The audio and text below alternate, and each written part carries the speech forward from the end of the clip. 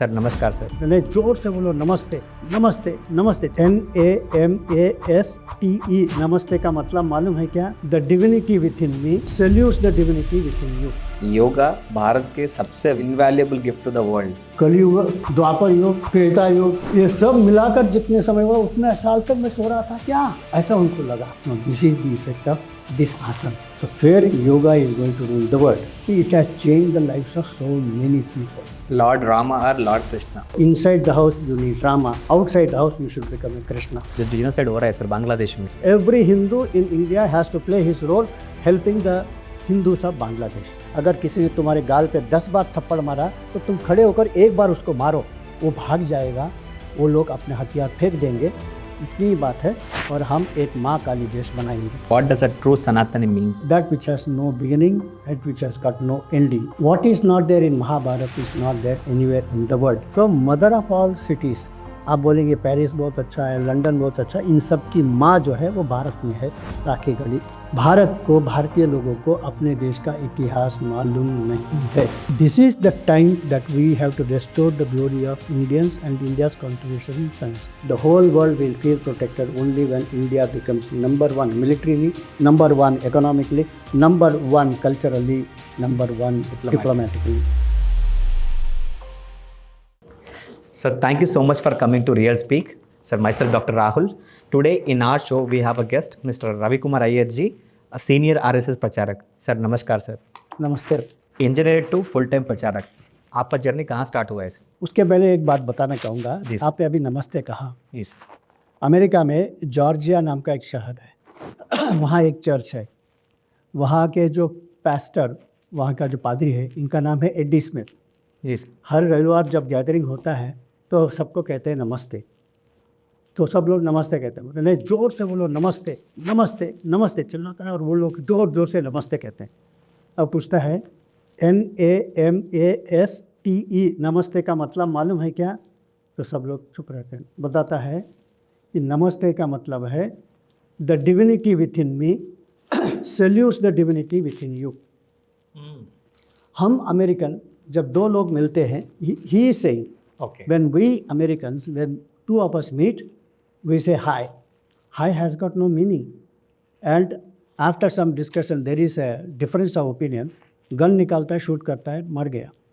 We don't know the value of life, क्योंकि हमारे high में कोई वैल्यू ऑफ लाइफ नहीं है।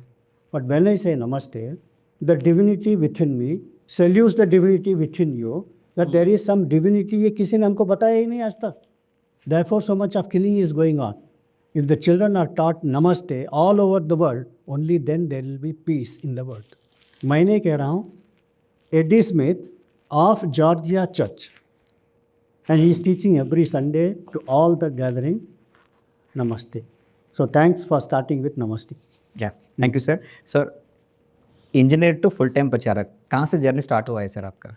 इंजीनियरिंग करते समय भी, इसके पहले BSc मैं कर रहा था, तभी भी RSS की शाखा में हम लोग जाते थे। RSS उस समय क्यूरियोसिटी के कारण, खेलने के कारण हम जाते थे। लेकिन तब देखा कि बहुत अच्छे अच्छे पढ़े, कोई चार्टर्ड अकाउंटेंट है, कोई एडवोकेट है, कोई डॉक्टर है, और वो लोग नौकरी छोड़कर कॉलेज परीक्षा होने के बाद अंग के प्रचारक के नाते कोई चले गए।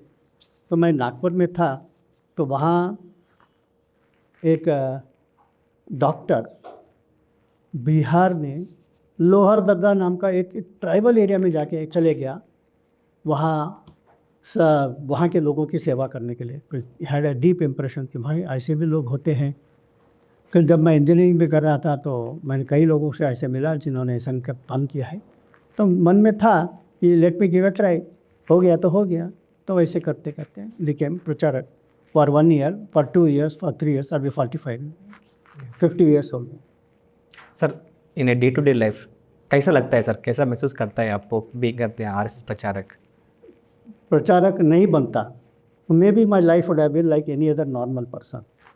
और ठीक है, वो भी एक है कि वुड हैव बीन इंजीनियर, कुछ ना किस कंपनी में कुछ बड़ा हुआ होगा।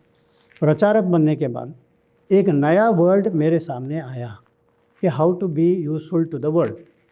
As a individual I would have been useful to me, to my family, may be little useful to the society also.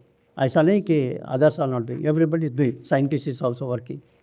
लेकिन आज देश में इतनी सारी गरीबी और इनइक्वालिटी उन दिनों में बहुत ज़्यादा था। Today inequality in India is the least among all the developed countries, all the major economies में India is the least. It has gone a long way.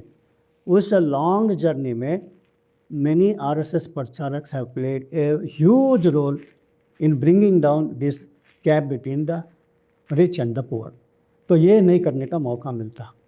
तो जो कुछ ट्रांसफॉर्मेशन भारत में हुआ है, I have played some role in that, ये satisfaction RSS के प्रचारक के नाते मुझे मिला है।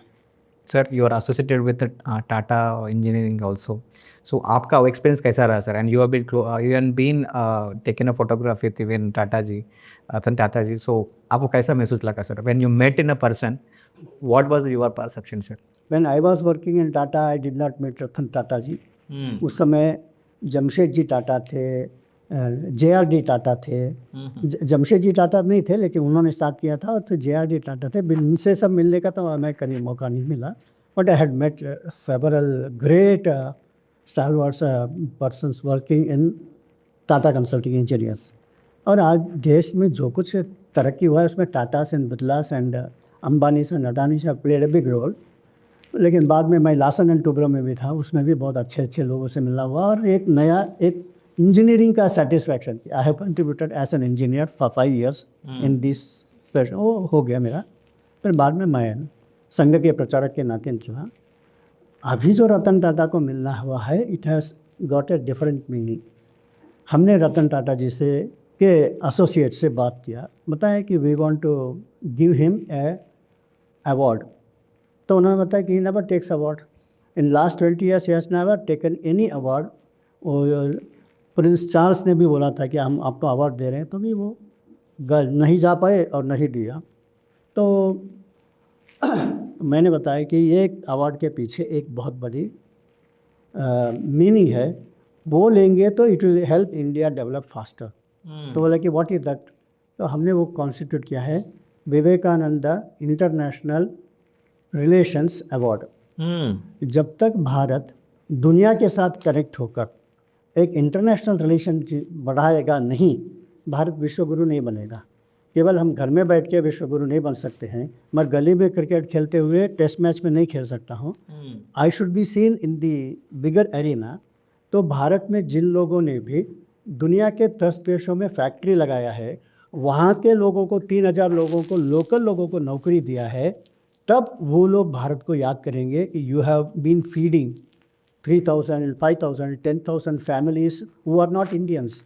ये जब होगा तब भारत विश्वगुरु बनेगा। तो ऐसे लोगों को हम अवार्ड देना चाहते हैं। We want to give the first award to Ratan Tata.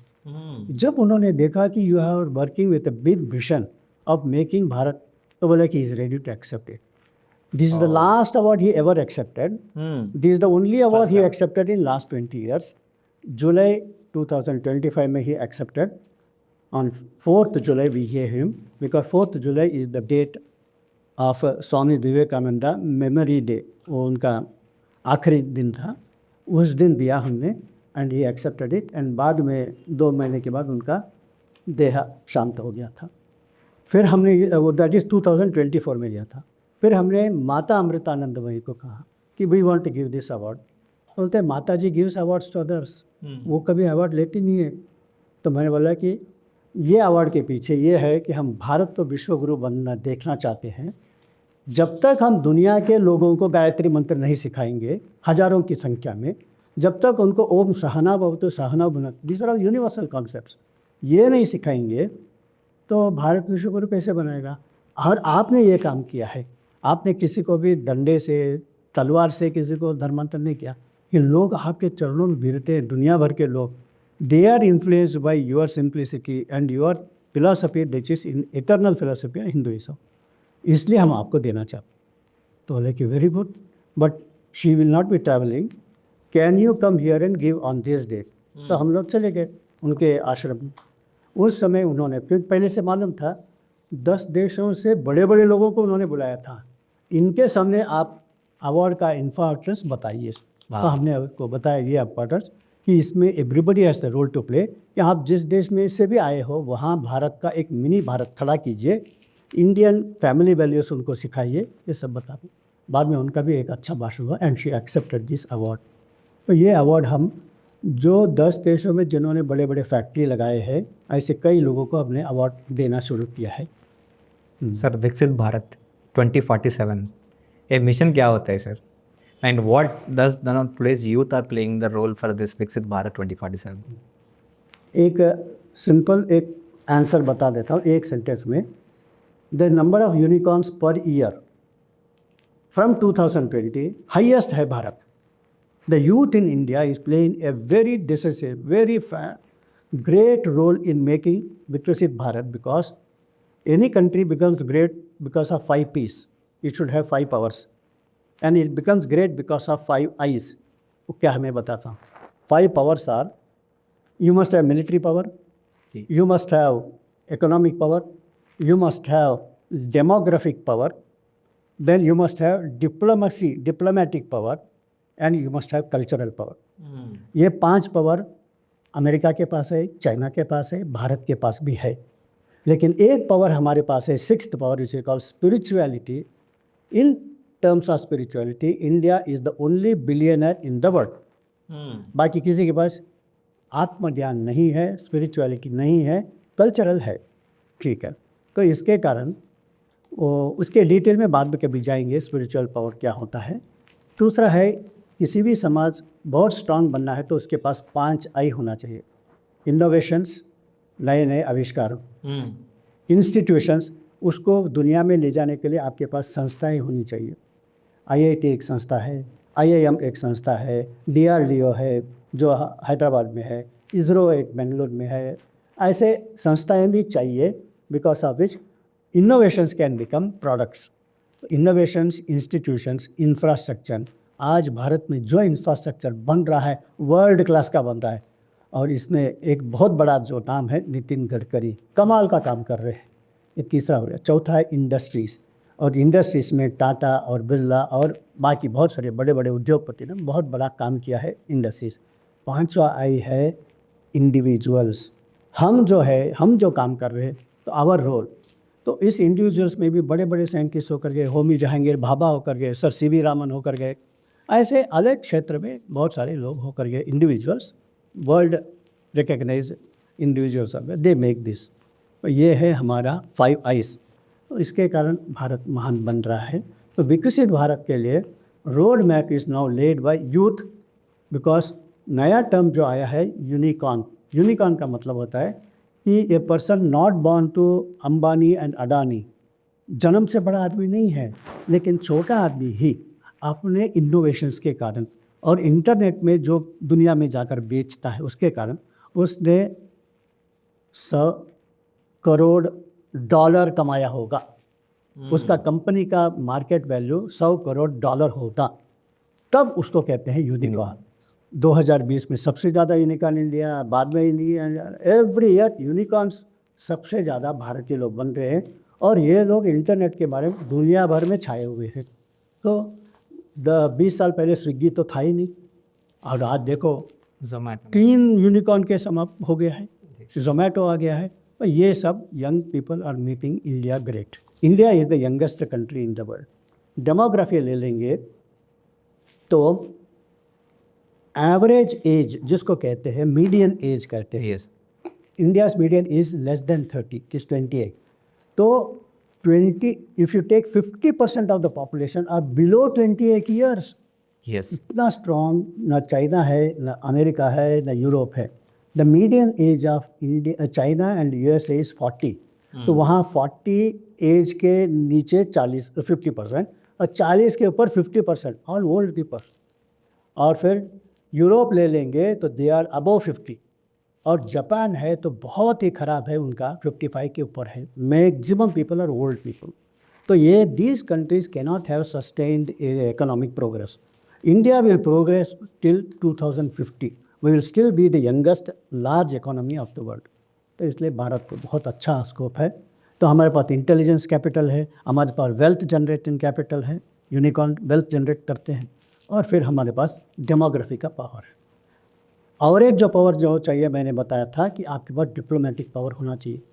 आज 27 countries in the world have given their highest civilian award to one person called Narendra Modi. Nowhere in the history of human race, Sir. really one single person has received from 25 countries, and he is getting every year some more awards. Out of these, 7 awards were given by Muslim majority countries. So Muslim majority countries may be the biggest icon they think is Narendra Modi and not anybody from Pakistan और बांग्लादेश। तो ये है भारत का। तो diplomatic है, every country wants to come to India.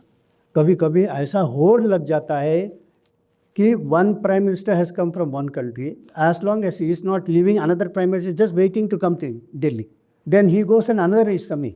तो non stop ऐसे बहुत सारे लोग आ रहे हैं, because India is the fastest growing economy in the world. आप अगर देखेंगे पिछले साल का सेकेंड क्वार्टर में इंडिया रेट ऑफ ग्रोथ और 8.2%, थर्ड क्वार्टर में 8.4%, माइंड बॉगलिंग। बाकी सारे लोग, China is 4%, America is 2%, Japan is 0.7%, Europe is 1%, where is 1%, where is 8.4%। तो आप देख सकते हैं कि फास्टेस्ट में।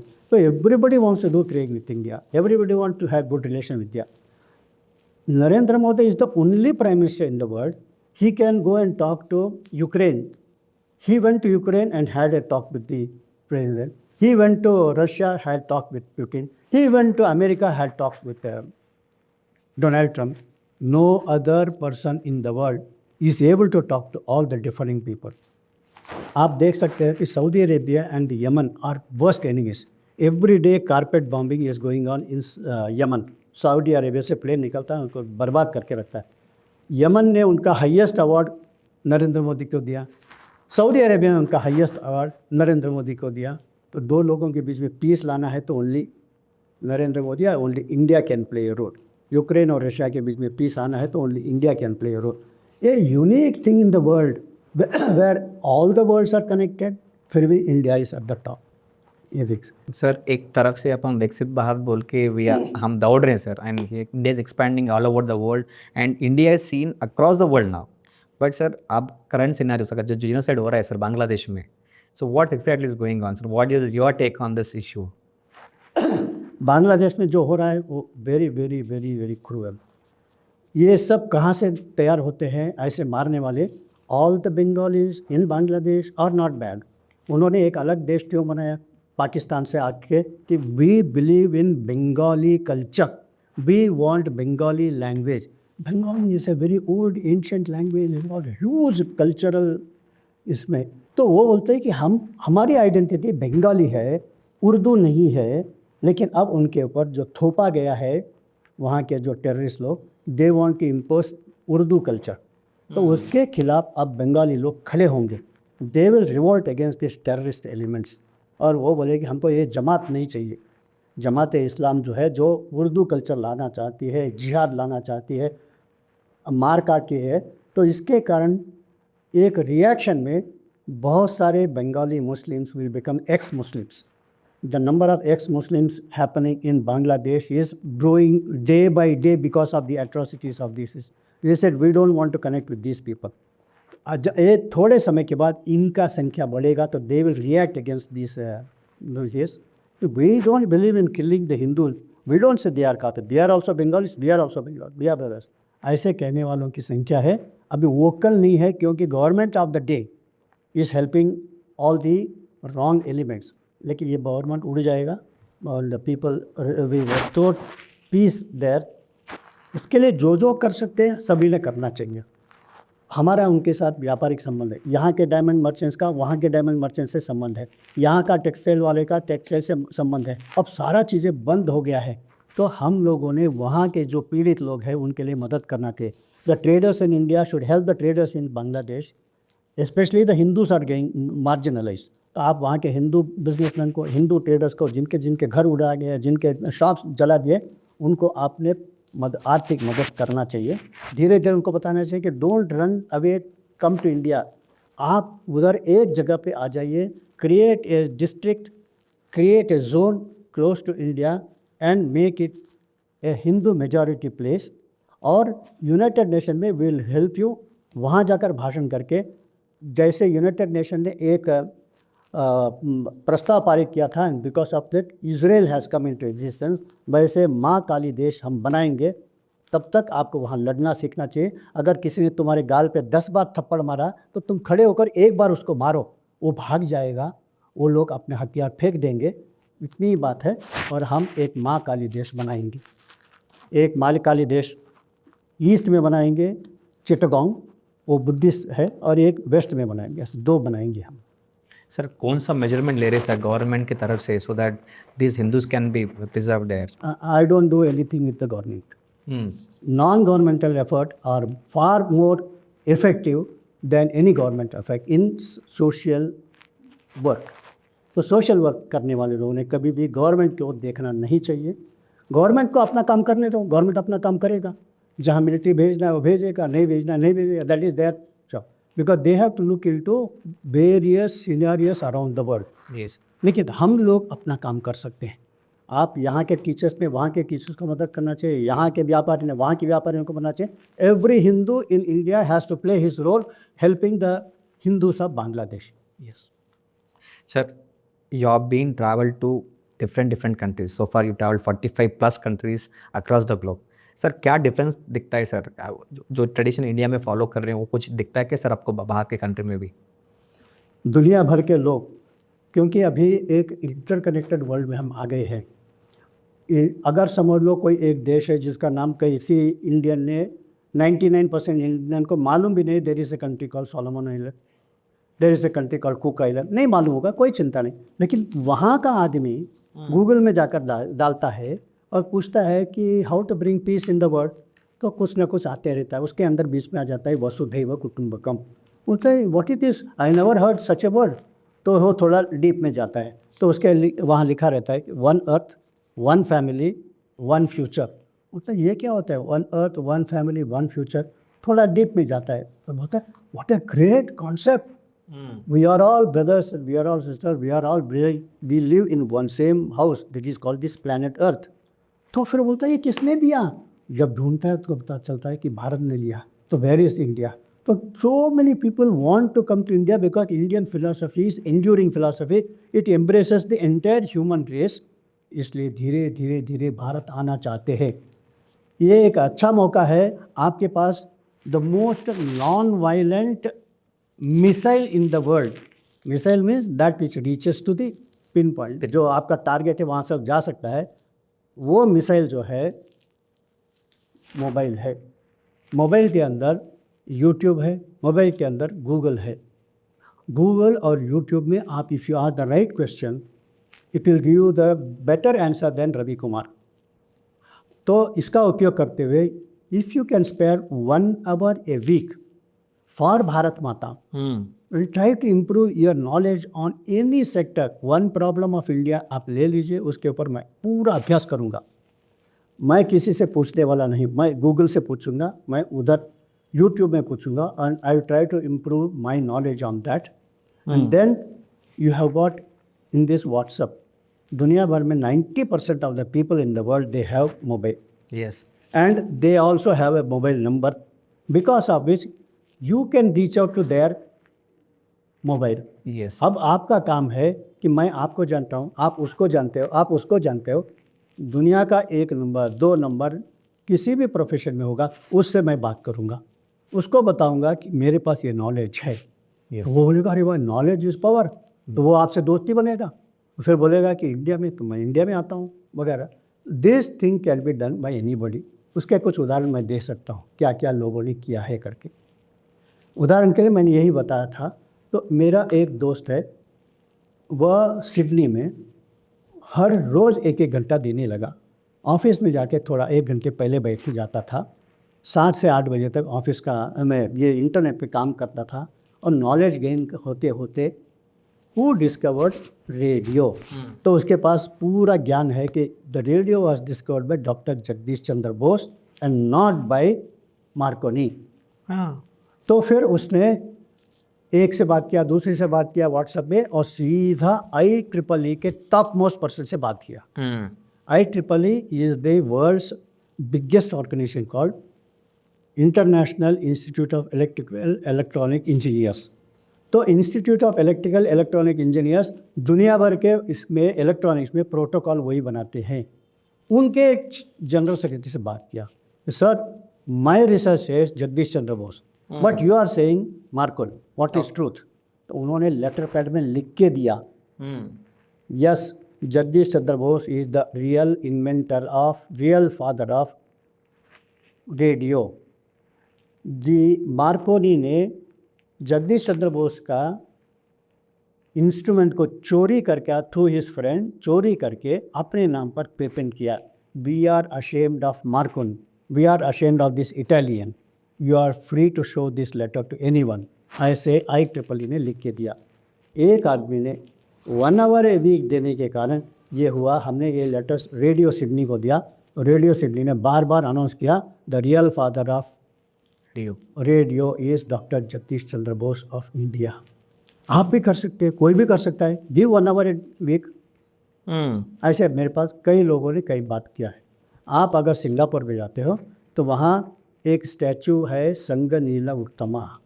यहाँ कितने लोग जानते हैं संगनीला उत्तमा को? He is called the father of the nation. और वहाँ एक स्टैचू है Narayan Pillai, the father of business economy of Singapore. Singapore is known all over the world for its business. उसका डॉलर हमेशा स्ट्रांग रहता है। तो ये सब करने वाले इंडियन थे। ये है इंडिया में नहीं मालूम था। I wrote a book on Singapore that my friend took it to prime minister and showed that this is the real history of Singapore. तब सिंगापुर गवर्नमेंट ने संगनीला उत्तमा के लिए, नारायण पिल्लई के लिए स्टैचू बना। तो ये है कि अगर मैं कर सकता हूँ तो आप भी कर सकते हो, आप भी कर सकते हो। मैंने कैसे किया? बस इंटरनेट, मेरे मोबाइल में बैठे जब भी फ्री टाइम मिलता है मैं कुछ ना कुछ रिसर्च करते रहता हूँ, उससे ये निकला है। वैसे मैं सिडनी में गया तो मैंने सिडनी के ऊपर रिसर्च किया।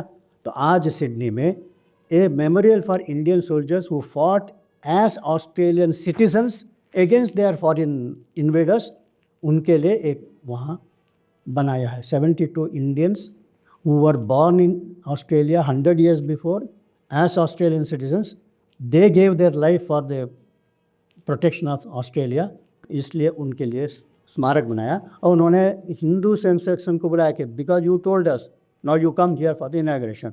तो दे टोल्ड रवि कुमार तुमको बुलाया है। तो मैं तो नहीं चाहूँगा, मैं तो भारत में हूँ, लेकिन ये हो सका। वैसे दिल्ली में एक स्मारक है, उसका नाम पहले था तीन मूर्ति चौक। मैंने पुस्तक लिख के बताया, उसके कारण अब उसका नाम तीन मूर्ति हाइफा चौक बन गया है। ये सब मैंने इंटरनेट का, use the internet wisely, you can create a new pages in history book. आज मेरा वो पुस्तक Indian heroism in Israel, it is taught to people in Israel, it is taught to people in soldiers in India. And now the present Prime Minister of Israel has made a statement. हमको लगता था कि Israel was liberated by British people, but after reading this book I come to know, now we have come to know that it was not the Britishers, it is the Indian soldiers who liberated Israel. Therefore we are changing our textbooks. This is the power of today's world. If you can, तो ये मैंने एक पुस्तक लिखा था 2015-16 में, तब मनोहर पर्रिकर जी को बताया कि आप आइए डिफेंस मिनिस्टर इसको उद्घाटन के लिए। तो उन्होंने मिलिट्री को दिया, तो मिलिट्री ने बोला कि ऐसा कोई युद्ध हुआ नहीं है, आप मत जाइए। तो बोला कि आई एम नॉट कमिंग, कोई चिंता नहीं है। इजराइल का एम्बेसडर ये पुस्तक रिलीज़ करने वाला है, और उसने अपने वेबसाइट में डाला है कि what Ravi Kumar has written is absolutely true. 900 Indian soldiers have died in my country and there जो कब्र है वहाँ पे है। I have visited that place, therefore I vouch for our country forever it is indebted to Bharat. So you brought freedom for us. A war in which the Britishers ran away. They left the field. They said they can never win this war because the enemy is very strong. They are sitting on top of Mount Carmel and we are on the plains. वहाँ से एक missile आता है, वहाँ से cannon से fire करते हैं, 200 पीपल घायल हो जाते। तो हम मरने के लिए नहीं तैयार है, इसलिए वो पीछे हट गए। लेकिन जोधपुर महाराजा, मैसूर महाराजा, भावनर नगर के महाराजा के सोल्जर्स ने बोला कि हमको तो हमारा महाराजा पैसा देता है, हम we are loyal to our king और हम क्षत्रिय है, we will never go back. तो इंग्लिश ने बोला कि if you want to die here it's up to you but we will never be able to win. तो ये लोग के पास केवल तलवार था और भाला था, स्पीयर्स। इनके पास शूट करने के लिए कोई आर्टिलरी नहीं था और वो लोग वहाँ आर्टिलरी टैंक से तुमको मार रहे हैं, बेटर डोंट गो। लेकिन नो, इफ़ वी रिट्रीट, पीछे हट गए तो हमारे घर में हमारे गांव वाले हमको थूकेंगे, गधे के ऊपर बिठाएंगे, उससे अच्छा यहाँ मरना अच्छा है। Our soldiers fighting with spears and swords defeated the tanks, defeated the cannons of the Ottoman Turks, of the Germans, of the Hungarians. The only war in the world human history where spears and swords have defeated the cannons and the machine guns. ये history हमारे भारत ने किया है, भारत के लोगों को मालूम नहीं था। अब मेरे पुस्तक के कारण को मालूम हुआ। मुझे कैसे मालूम हुआ? Use case mobile properly. आपके पास आईपैड है, यूज़ इट प्रॉपरली। आपके पास लैपटॉप है, यूज़ इट प्रॉपरली। आप 1 घंटा देंगे, you can change the history of the world. ऐसे ही होता है। सर आप कई सारे बुक्स लिखे हैं सर, सो आपको कौन सा बुक अच्छा क्लोज टू हार्ट लगता है सर? ऐसा नहीं कि मुझे इसमें से एक भी क्लोज टू हार्ट नहीं है। The best book is yet to come. Okay sir, how do you choose the subject when you write a book? You should always write a book that which will be different from all others, but it should be based on facts. तो मेरा एक पुस्तक, मुझे एक बार lecture देने के लिए मद्रास में बुलाया था आरएसएस के, और उन्होंने बताया कि आरएसएस के उस प्रोग्राम में आने वाले सब लोग नॉन आरएसएस वाले ज़्यादा होंगे, लेकिन कम्युनिटी के बड़े बड़े, कोई पुलिस कमिश्नर होगा, तो चीफ जस्टिस होगा, ऐसे समाज के बड़े बड़े लोगों के सामने आपको विषय रखना है। तो मैंने बोला कि ठीक है, मैं जो भी मेरे ध्यान में आया है वर्ल्ड में इंडियंस ने क्या अचीवमेंट किया वो बताऊंगा। इंडिया के अंदर जो कर रहे हैं उसके बारे में मैं ज़्यादा बोलता नहीं हूँ, क्योंकि आप लोग एक्सपर्ट्स हैं, बल्कि हमको वही चाहिए what Indians have achieved around the world in the last 10, 15, 20 years. मैंने वो बताया 2004 में। एवरी 10 मिनट्स में लोग तालियां बजा रहे थे, तो मैंने बोला कि आरएसएस में ताली नहीं बजती है, ये आरएसएस का नहीं है, ये पब्लिक फंक्शन है, जिसको जो अच्छा लगा ताली बजाएंगे। मैं भी ताली बजा रहा हूँ ऐसे, वो हमारे प्रेसिडेंट ने बताया, तो वो एक प्रोग्राम अच्छा हो गया। उसके बाद लोगों ने बोला कि दिस इंडिया, हमने 10 वर्टिकल बताया, इन 100 years how India has change, वो मैंने विषय रखा। 100 years before people were living in villages, बड़े सिटीज़ वगैरह नहीं थे। आज देखो तो इतने सारे सिटीज़ आ गए, तो 100 ईयर्स में चेंज आ गया। From village we have gone to the cities. 100 years before mostly men were working, women were at home. Now you see women are everywhere in the world. Chanel करके एक बहुत बड़ी company है cosmetics में और beauty parlour वगैरह में, तो आप किसी भी एयरपोर्ट में जाते तो वहाँ शैनल दिखता है, CHANEL। और उसकी प्रमुख जो है लीना नायर इज़ फ्रॉम बेंगलुरु और from Kerala. World international monetary fund में वाइस प्रेसिडेंट कौन है? तो गीता गोपीनाथ, वो इंडियन है। तो लेडीज़ और फिर इंदिरा नूई वर्ल्ड में टॉप में है।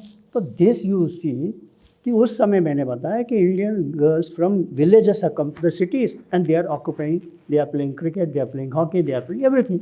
तो this like that in every field how India has change in 100 years, ये मैंने बताया। तो इसके कारण वो पुस्तक आज बहुत लोकप्रिय है। Again and again it is getting reprinted. It is called glimpses of Hindu genius.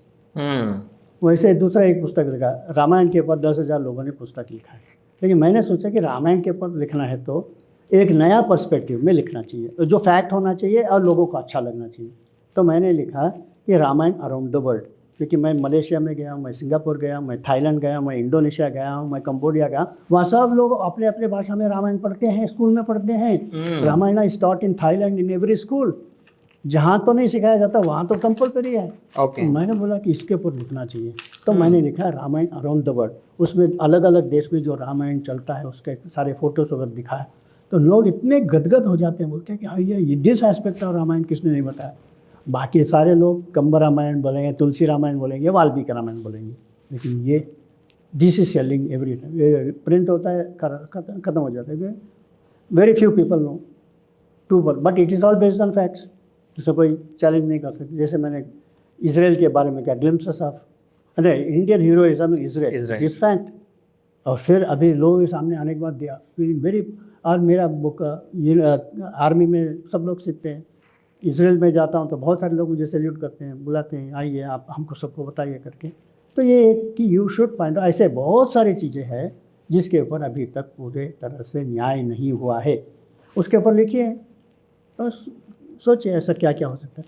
उदाहरण के लिए अभी मैंने एक्स मुस्लिम के बारे में बताया बांग्लादेश में, वैसे ही 10 lakh Muslims in Indonesia have become Hindus. यहाँ कौन बात करता है, किसको मालूम है। लेकिन मैं वहाँ गया इंडोनेशिया में, जो लोग इस प्रकार से काम करते हैं उनके साथ मैंने इंटरव्यू किया, उनके साथ मैंने काम किया। चलो I want to share with you for 2 days, क्योंकि भाषा आती नहीं तो I can not work, but I know they are working. तो उनके साथ मैं in what way I can help you. तो वो बोलते थे कि हमको हिंदू बुक्स चाहिए। तो मैं कहता हिंदी में भेज सकता हूँ, इंग्लिश में भेज सकता हूँ, आप इंग्लिश में भेजिए, हम उसको इंडोनेशिया में ट्रांसलेट करेंगे। तो हमने कई पुस्तकें उनको भेज दिया। मैं हांगकांग में रहता था, हांगकांग के किसी व्यापारी को बताया, बोले कि 10,000 रुपये का तुम पुस्तक ले लो, उनको दे दो। अच्छा, कई लोगों ने दी। तो ऐसे हमने, उसमें मेरा भी एक छोटा सा गिलगिट का जैसे एक योगदान है, लेकिन 10 लाख कोई छोटी बात नहीं है। Yes. मैंने उसके Big ऊपर number. पुस्तक लिखा है। तो यहाँ किसी को मालूम ही नहीं ऐसा हुआ है, तो इसलिए बोले इसमें प्रस्तावना हम नहीं लिख सकते बिकॉज वी डोंट नो।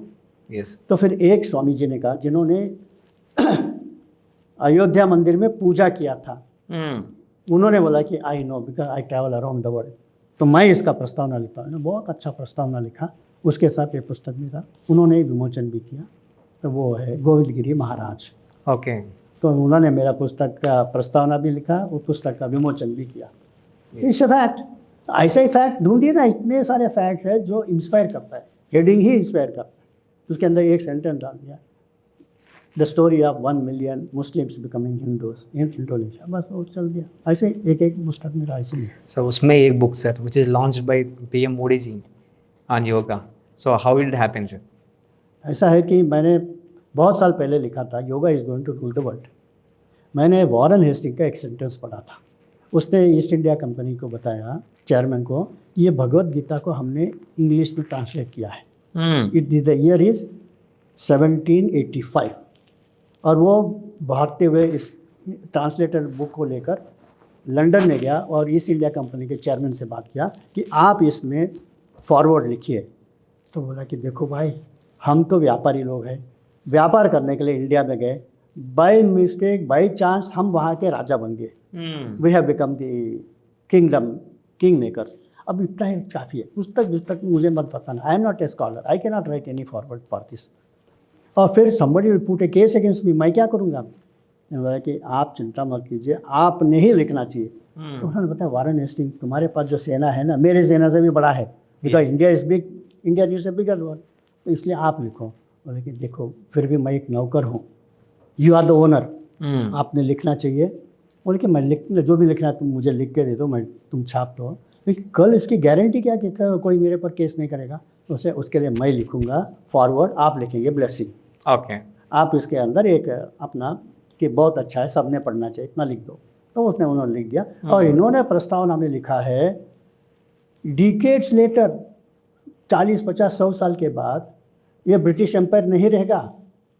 कौन लिखता है? Warren Hasting, the second governor general of India, Robert Clive के बाद ये बना था। और वो लिखता है कि कुछ सालों के बाद ये ऐशो आराम, ये सब बड़े बड़े जो शहनशाह सब खत्म हो जाते हैं, ये भी खत्म हो जाएगा। उस समय दुनिया पे भगवत गीता राज्य करेगा। He has written it. तो मैंने वो सेंटेंस पढ़ने के बाद आई वॉज इंस्पायर्ड।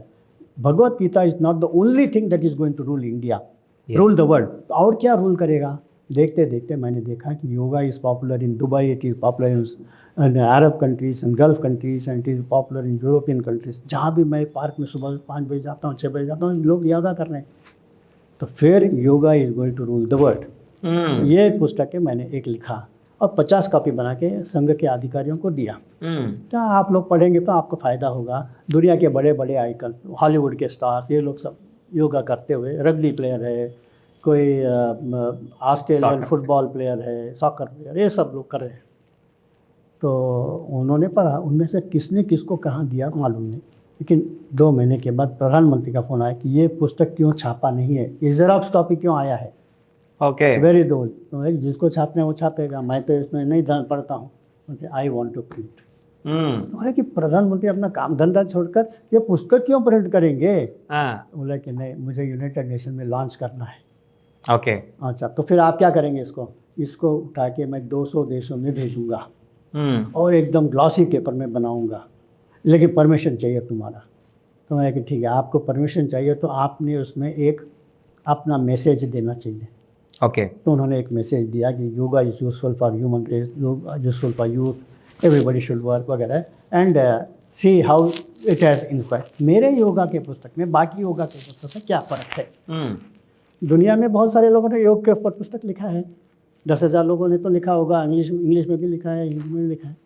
वो लोग योग कैसे करना चाहिए, शीर्षासन किया तो क्या क्या फ़ायदा है, सर्वांगासन में क्या फ़ायदा वगैरह वो सब लिखा है। दैट इज़, लेकिन मैंने इसमें लिखा है कि दुनिया के कितने प्राइम मिनिस्टर योग करते हैं, उनका फ़ोटो डाला। दुनिया के बड़े बड़े टेनिस स्टार योगा करते हुए दिखाया। दुनिया के बड़े बड़े जो स्पोर्ट्स आइकन्स होते हैं, दे आर डूइंग, डोकोविच वो योगा करता है। तो योगा करने वाले बड़े बड़े नाम अलग अलग कंट्री बाई कंट्री मैंने डाला। और ये कंट्री बाई कंट्री एनालिस करके इतने बड़े वहाँ के हॉलीवुड स्टार, वहाँ के बॉलीवुड स्टार, वहाँ के बड़े बड़े लोगों को डालना, ये तो बहुत मेहनत का काम है। मुझे ये पुस्तक चाहिए, ओके। तो इसलिए उन्होंने उसको छापा और फिर उसमें दुनिया भर में भेज दिया। तो दुनिया के अनेक देश के एम्बेसडर जो थे वो बोलते, Ravi Kumar you should come here to launch this book. मैं बोला कि now my responsibility is different and now I am confined to India, I am not coming overseas, but you can use anybody's name and launch it in your own way, ऐसा करके। तो मैं एक Thailand में जाके launch करके वापस आ गया। सर, आप बोलते हैं योगा भारत के सबसे invaluable gift to the world, तो किस प्रकार बोलते हैं सर ये? आप दुनिया के बड़े बड़े लोगों को ले लीजिए, तो उसमें से एक झट से उदाहरण देना है तो अब्दुल करीम जब्बार, वो NBA नेशनल बास्केटबॉल एसोसिएशन जो है ना, NBA में वर्ल्ड का रिनोन्ड प्लेयर था। उसके बाद ही वो दूसरा आया था, उसका नाम क्या है, वो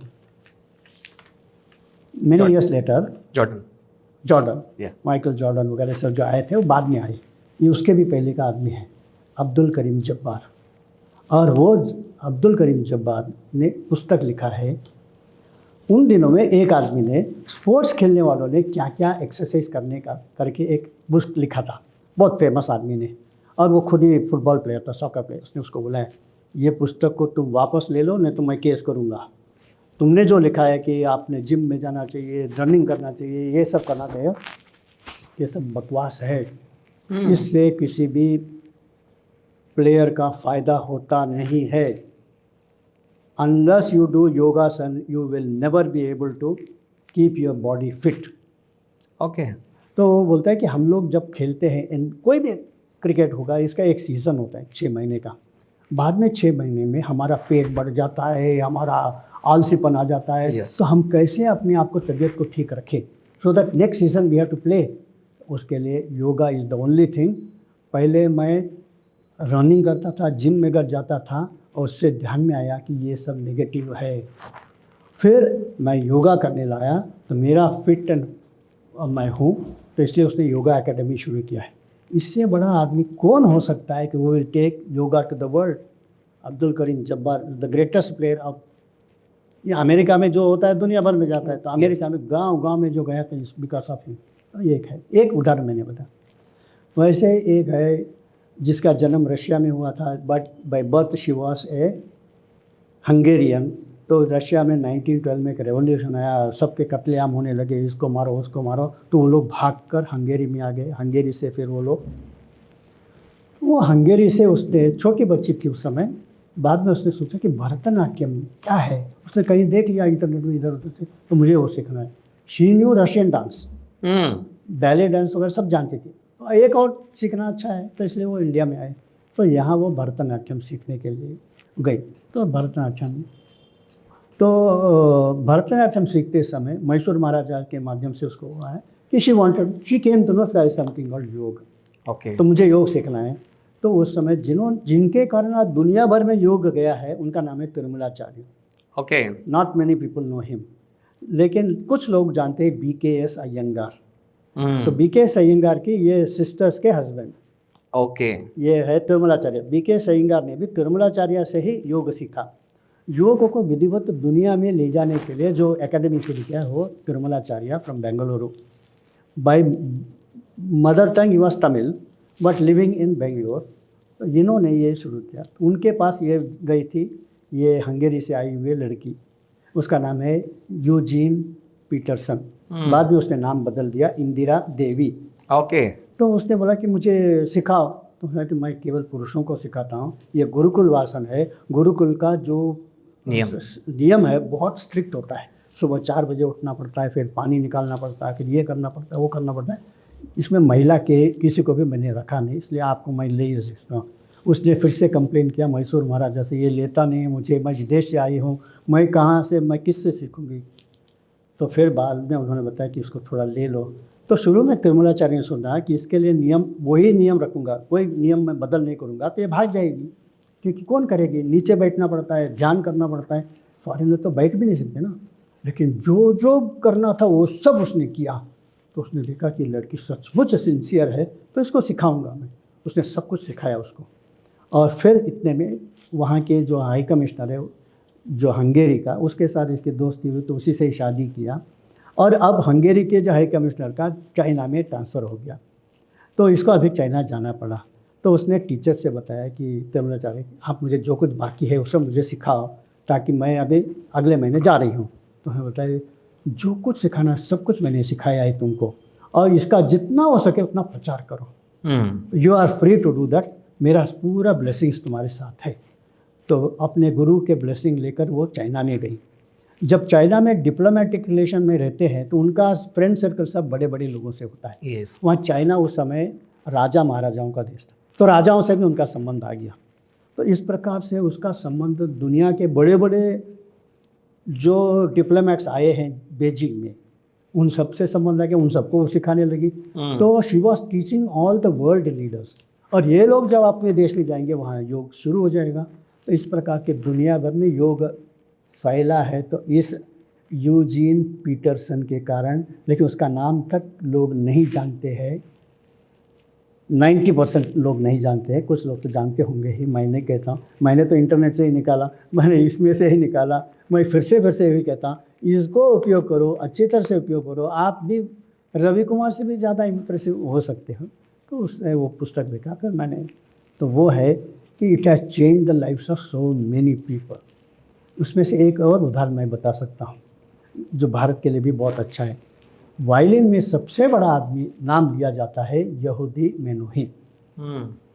वो यहूदी मेनुहिन को एल्बो प्रॉब्लम था, और एल्बो ठीक नहीं है तो आप क्या वायलिन बजाओगे। नहीं, तो वो परेशान था। फिर उसको दूसरा एक प्रॉब्लम था, नींद नहीं आती है, ये गोली खाओ, वो गोली खाओ, ये मेडिसिन लो, वो मेडिसिन लो, सब करते हुए उसकी तबीयत ठीक नहीं हो रही थी, परेशान था। उसको जवाहरलाल नेहरू ने भारत में you are a world leader in, तो यहाँ के लोगों के सामने आपने बजाना चाहिए, इसलिए मैं आपको बुलाता हूँ। तो उनको दिल्ली में बुलाया, फिर 2 दिन दिल्ली में, 2 दिन बम्बई में, 2 दिन कलकत्ता में, ऐसा उनका प्रवास था वायलिन बजाने का। तब उन्होंने नेहरू जी से पूछा कि मैंने सुना है कि आपके देश में योग नाम का कोई चीज़ है, I want to try that. बाकी एलोपैथी तो मैंने ले लिया है। तो एलोपैथी के बारे में बताया कि पहले तुम एलोपैथी लेते हो, ठीक नहीं होता, तो आप बोलते हैं कि मुझे होम्योपैथी दो, होम्योपैथी भी ठीक नहीं होता है। तो फिर वो नेचुरोपैथी में जाते हैं, वो भी ठीक नहीं हुआ, तो आखिर में तिरुपति में जाते हैं, तो वहाँ जाके ठीक होता होगा। तो ये इन्होंने बोला कि मुझे कुछ तो बताओ कि मेरा हाथ बहुत दर्द देता है। तो उसका इटिनरी ले लिया। उन्होंने फ़ोन किया BK अयंगार को, नेहरू जी ने, इसको ठीक करो। तो बोला कि ठीक है। वो टाइम करके वो मुंबई में आए इनको ठीक करने के लिए, और बोला कि तुमको क्या प्रॉब्लम है। तो उनका PA ने बताया कि देखो 15 मिनट में इनका प्रेस कॉन्फ्रेंस होने वाला है, तुम ज़्यादा देर मत बात करना उससे, सब समझ लेना। तो उन्होंने बताया कि I am not able to sleep, उतना ही है ना, तुम लेट जाओ। और एक क्रिया होता है निद्रासन, योगासन में, वो मैंने दुनिया में अनेक देशों में मैंने भी किया है, मलेशिया में, सिंगापुर में, सब किया। 3 सेकंड के अंदर, 30 सेकंड के अंदर, 3 मिनट के अंदर लोग खर्राटे मार के सो जाते हैं। ना भी उनका कंप्लेन होगा, तो वैसा है वो। हाँ, मैंने खुद भी प्रयोग किया, इसलिए मुझे मालूम है। जब भी मेरे ऊपर कोई प्रयोग करता था 2 मिनट के अंदर मैं तो सो ही जाता हूँ, वो है। तो वो करते ही ये सो गए एकदम। 6 मंथ्स में पहले बार वो सो रहे हैं। इतने में उनका PA आ गया बताने के लिए कि इनको उठाओ। और उनको लगा कि ये Conference. सब बातचीत कर रहे हैं इसलिए बंद करो, और मतलब वहाँ सब आ गए प्रेस कॉन्फ्रेंस वाले, देखा कि खराटे मार के सो रहा है, तो चुप रहो, रहने दो, सोने दो। और फिर थोड़ी देर के बाद वो उठ गए और उनको लगा कि मैं कलयुग, द्वापर युग, त्रेता युग, ये सब मिलाकर जितने समय हुआ उतने साल तक मैं सो रहा था क्या, ऐसा उनको लगा। ना फ्रेश हो गए और खड़े हो गए, बोले कि कितने साल, आप तो 10 मिनट सो रहे थे। 10 minute? No no no, I must have slept for days together, months together, years together. No, this is the effect of this asana. Oh God, if this is going to do this magic in me, मेरा heart भी ठीक हो जाएगा if I can have peaceful sleep। अभी से ऐसा करो। I am been booked for 3 years। कभी सिडनी में जाना है, कभी लंदन में जाना है, कभी न्यूयॉर्क में जाना है, सब जगह पे तुम भी मेरे साथ आओगे। सारा खर्चा मैं दूंगा, मैं जिस होटल में रहूँगा उसी होटल में तुम रहोगे, बगल के रूम में, और मुझे रोज़ ये ट्रीटमेंट देना चाहिए। तो इसलिए बीके एस अयंगार इनके खर्चे में दुनिया भर में गए, और दुनिया में इनके यहूदी मनोहन बड़ा नाम है, तो उनको सुनने के लिए हजारों लोग आते हैं। तो बताता है कि मैं तुम्हारा गुरु हूँ, लेकिन मेरा गुरु ये बीके एस अयंगार है, ज़रा इसके वो ध्यान देना, आप लोगों को ही फ़ायदा होगा। योगासन के इनके क्लासेस में शाम को आ जाओ, तो ऐसे कल सुबह आ जाओ करके लोग आने लगे उसके इसमें। That's why Yehudi Menuhin is a man, is a Jew from Israel, but living in. So how Israelis have helped India, how Indians have helped Israelis, ये मेरा बुक का विषय है। In my book where I have written the Indian heroism in Israel, उसके साथ साथ मैंने ये बताया कि इंडियंस ने इसराइल के लिए क्या मदद किया, इजरायली लोगों ने इंडियन के लिए क्या मदद किया, उसमें यह भी आता है। Sir, what is the relevance of Vedic mathematics in today's generation? बहुत अच्छा प्रश्न पूछा। मैं कुछ अनुभव अपना बताता हूँ। जी सर। मैंने वैदिक मैथमेटिक्स के 1000 से भी ज़्यादा वर्कशॉप्स किए हैं। ऑस्ट्रेलिया में एक डॉक्टर ने पूछा, विल योर वैदिक mathematics work on mentally challenge children? I have never tried it. आप किसी एक को लेके आओ, देखते हैं। तो उस कमरे में normal children were there and एक मेंटली चैलेंज बच्चा भी था उसमें। और मैं बड़े बड़े मल्टीप्लिकेशन देता हूँ और एक लाइन में आंसर आता है, डिवीज़न देता हूँ, एक लाइन में आंसर आता है। ये पहले तो सब कैसे निकाला, अरे मैजिक मैजिक मैजिक।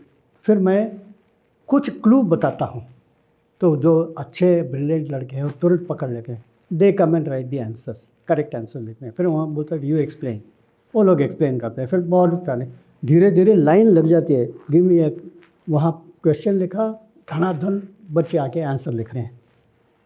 न्यूजीलैंड में एक क्रिश्चियन स्कूल में वो जो मैडम थी प्रिंसिपल, वो तो एक मदर थी, तो मतलब कि see no religious propaganda in my school, you come and sit in my class and see what I am telling.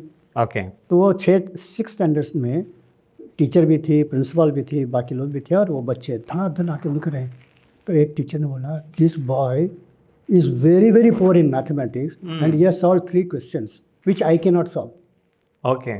तो हाउ इज इट हैपनिंग? बाद में वो प्रिंसिपल ने बोला, जिसने बोला कि नो रिलीजियस प्रोपेगेंडा, वैदिक यानी बोलने के वेदा साहिरा नहीं, बोले कि will you teach for 7th standard, will you teach for 8th standard?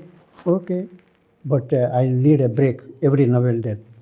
तो 2 क्लासेस 6th and 7th होने के बाद थोड़ा ब्रेक, फिर 9th and 10th, ऐसा किया उन्होंने। शुरू में हेजिटेंट था, लेकिन कंटिन्यूसली 4 क्लासेस के लिए मैंने क्लास लिया, ये वहाँ का था। तो it is beyond your religion and all, anybody can learn it. इतने फास्ट में, और बच्चे इतने खुशी से लिखते हैं, आंसर करते हैं। तो फिर वो जब डॉक्टर ने पूछा, will it work with mentally challenge children, bring them, let us से आई आल्सो बी हैप्पी। तो सिडनी में वो कार्यक्रम में शुरू में नॉर्मल चिल्ड्रन आके आंसर लिख रहे थे, और ये भी बैठा था। थोड़ी देर के बाद ये खड़ा हो गया, तो लोगों ने तालियां बजाई, और धीरे धीरे ऐसे ऐसे लटक लटक कर गया और सही आंसर लिखा। तो उनके पेरेंट्स के आंखों से आंसू आ गए, और फिर बहुत बार सब लोग उसको ही बोलते थे, you go and right, you go and right. वो जाके लगता था you felt he was a hero in on that day. वो कहकर वो डॉक्टर, उनके पेरेंट्स सब लोग खुश हो गए, brought so much happiness in my child's life. ठीक है, ओके, इट वर्क्स। दूसरे एक एक्सपेरिमेंट मैं बताता हूँ। मैं गया था, दुनिया में सबसे बड़ी संस्था जिसको मानते हैं फॉर साइंटिस्ट, उसको कहते हैं British Royal Society. British Royal Society में very selected people are invited to give lectures. तो वहाँ जगदीश चंद्र बोस, वहाँ sir CV Raman, mathematician Ramanujam जैसे लोगों ने दिया होगा, और भी बहुत सारे लोगों ने दिया होगा, आइंस्टीन ने भी दिया होगा। वहाँ उन्होंने बोला कि will you come and address our elite group. तो मैंने कि ठीक है, if you want I will come and talk. और फिर इलाइट ग्रुप के सामने उस समय वहाँ के प्रेसिडेंट ने मुझे पहले ही बताया, this elite group they know almost everything under the sun little bit, इसलिए आप बहुत देर तक बोलना मत, just speak to 40 minutes, stop it, बाद में 20 minutes question answer, that's all, that is the problem format. Okay, मैंने लिखा what India has contributed in physics, maths et cetera, in various science, ancient India में से क्या क्या था करके मैंने उसमें से कुछ कुछ बताते गया। फिजिक्स में क्या था, केमिस्ट्री में क्या था, थोड़ा थोड़ा बताया मैंने। आर्किटेक्चर में भारत का योगदान अनबिलीवेबल है। तो थोड़ी देर के बाद मैं 40 मिनट हो गया, मैं रुक गया, तो दो लोग खड़े हो गए, no you said India has contributed in others literature also, grammar also, where is it, why are not telling it, why are you hiding it from us. अरे बाप रे, एकदम ऑफेंसिवली एग्रेसिवली बोलने लगे। मैंने कि the president has told me only 40 minutes. तो उन्होंने कि they looked at the president, that rule was bought by you only, we don't want to be bored. No, no, no, no, no. What Ravi Kumar is saying is not at all boring. We want to hear everything. करते करते करते रात 10 बज गए, 2.5 hours हो गया। फिर से वो प्रेसिडेंट खड़ा हो गया, tomorrow is a working day, we have to go to college, so shall we close it. तो वो दो लोगों ने बोला कि यस, नाउ इट्स ओके। फिर वोट ऑफ थैंक्स देते समय उन्होंने बताया, दो बातें बताया। उन्होंने बताया, in my living memory I have not seen one person who can hold British Royal Society's elite group engaged for 2.5 hours and still he has something else to say. Wow. एक बात पता है, and in mathematics we never thought there is an alternate way of doing multiplication, division and fractions and percentage etc., which Ravi Kumar has taught us. If only this method was available, so many dropouts will not be there in the university. Therefore, we should include Vedic mathematics as an alternative subject in the curriculum. उसने बताया, बस मेरे लिए बहुत अच्छा हो गया। तो Vedic mathematics is useful everywhere. आज नासा में भी एडवर्टाइजमेंट आता है, people with the knowledge of Vedic mathematics will be preferred, बोलते हैं, जॉब है इसमें, एप्लीकेशन में आता है। Sir, what are the biggest challenge faced by today's youth? एक और, Indians have done fantastically great, Sir. but there are many people working against to dislodge India's rate of growth. उदाहरण के लिए मैं बताता हूँ, 10 साल पहले India was ranked GDP 10th in the world. Okay. But in 5 years we became 5th in the world. Because by becoming 5th means we have pushed England behind, France behind, Italy behind, Brazil behind, Russia behind. Brazil and Russia are still friendly with India. England, France, Italy, they ruled over Asian countries for 200 years. Will they accept India overtaking them in GDP? Externally, they will say, yes, India is doing very great, we should have good hands with you, welcome, vagara, vagara. But inside their heart, they will be jealous. And therefore, they will see कि कैसे अंबानी को नीचे गिराना, अडानी को नीचे गिराना. They will come with various plans to see that India does not grow fast. When this is the challenge, what they will do, they will target the youth of this country. They'll make them slaves to narcotic drugs. Okay. They will be pushing drugs into you. Even in ice cream that is sold near the schools, it is full of drugs, and the children get addicted to this. And there is a design by those people who are pushing these things to make India weak. they'll make India weak by hook or by crook. And the easiest target is the youth. The youth should remember that you are doing your service to India is very great, but at the same time, when you fall prey to these foreign elements, you start talking Bharat tere tukde honge. You are playing into the hands of foreigners who want to make India zero. So we should be careful with these people. Sir, how can does a students balance with their ambition with the values? The best, anything that happens in this world, good or bad, is because of only three people: father, mother, and the teacher. If these people decide, the next generation will be the best. We'll produce Gautam Buddha, we'll produce Mahatma Gandhi, we'll produce C.V. Raman, we'll produce Ramanujam, scientists, etc., and Adi Shankara also.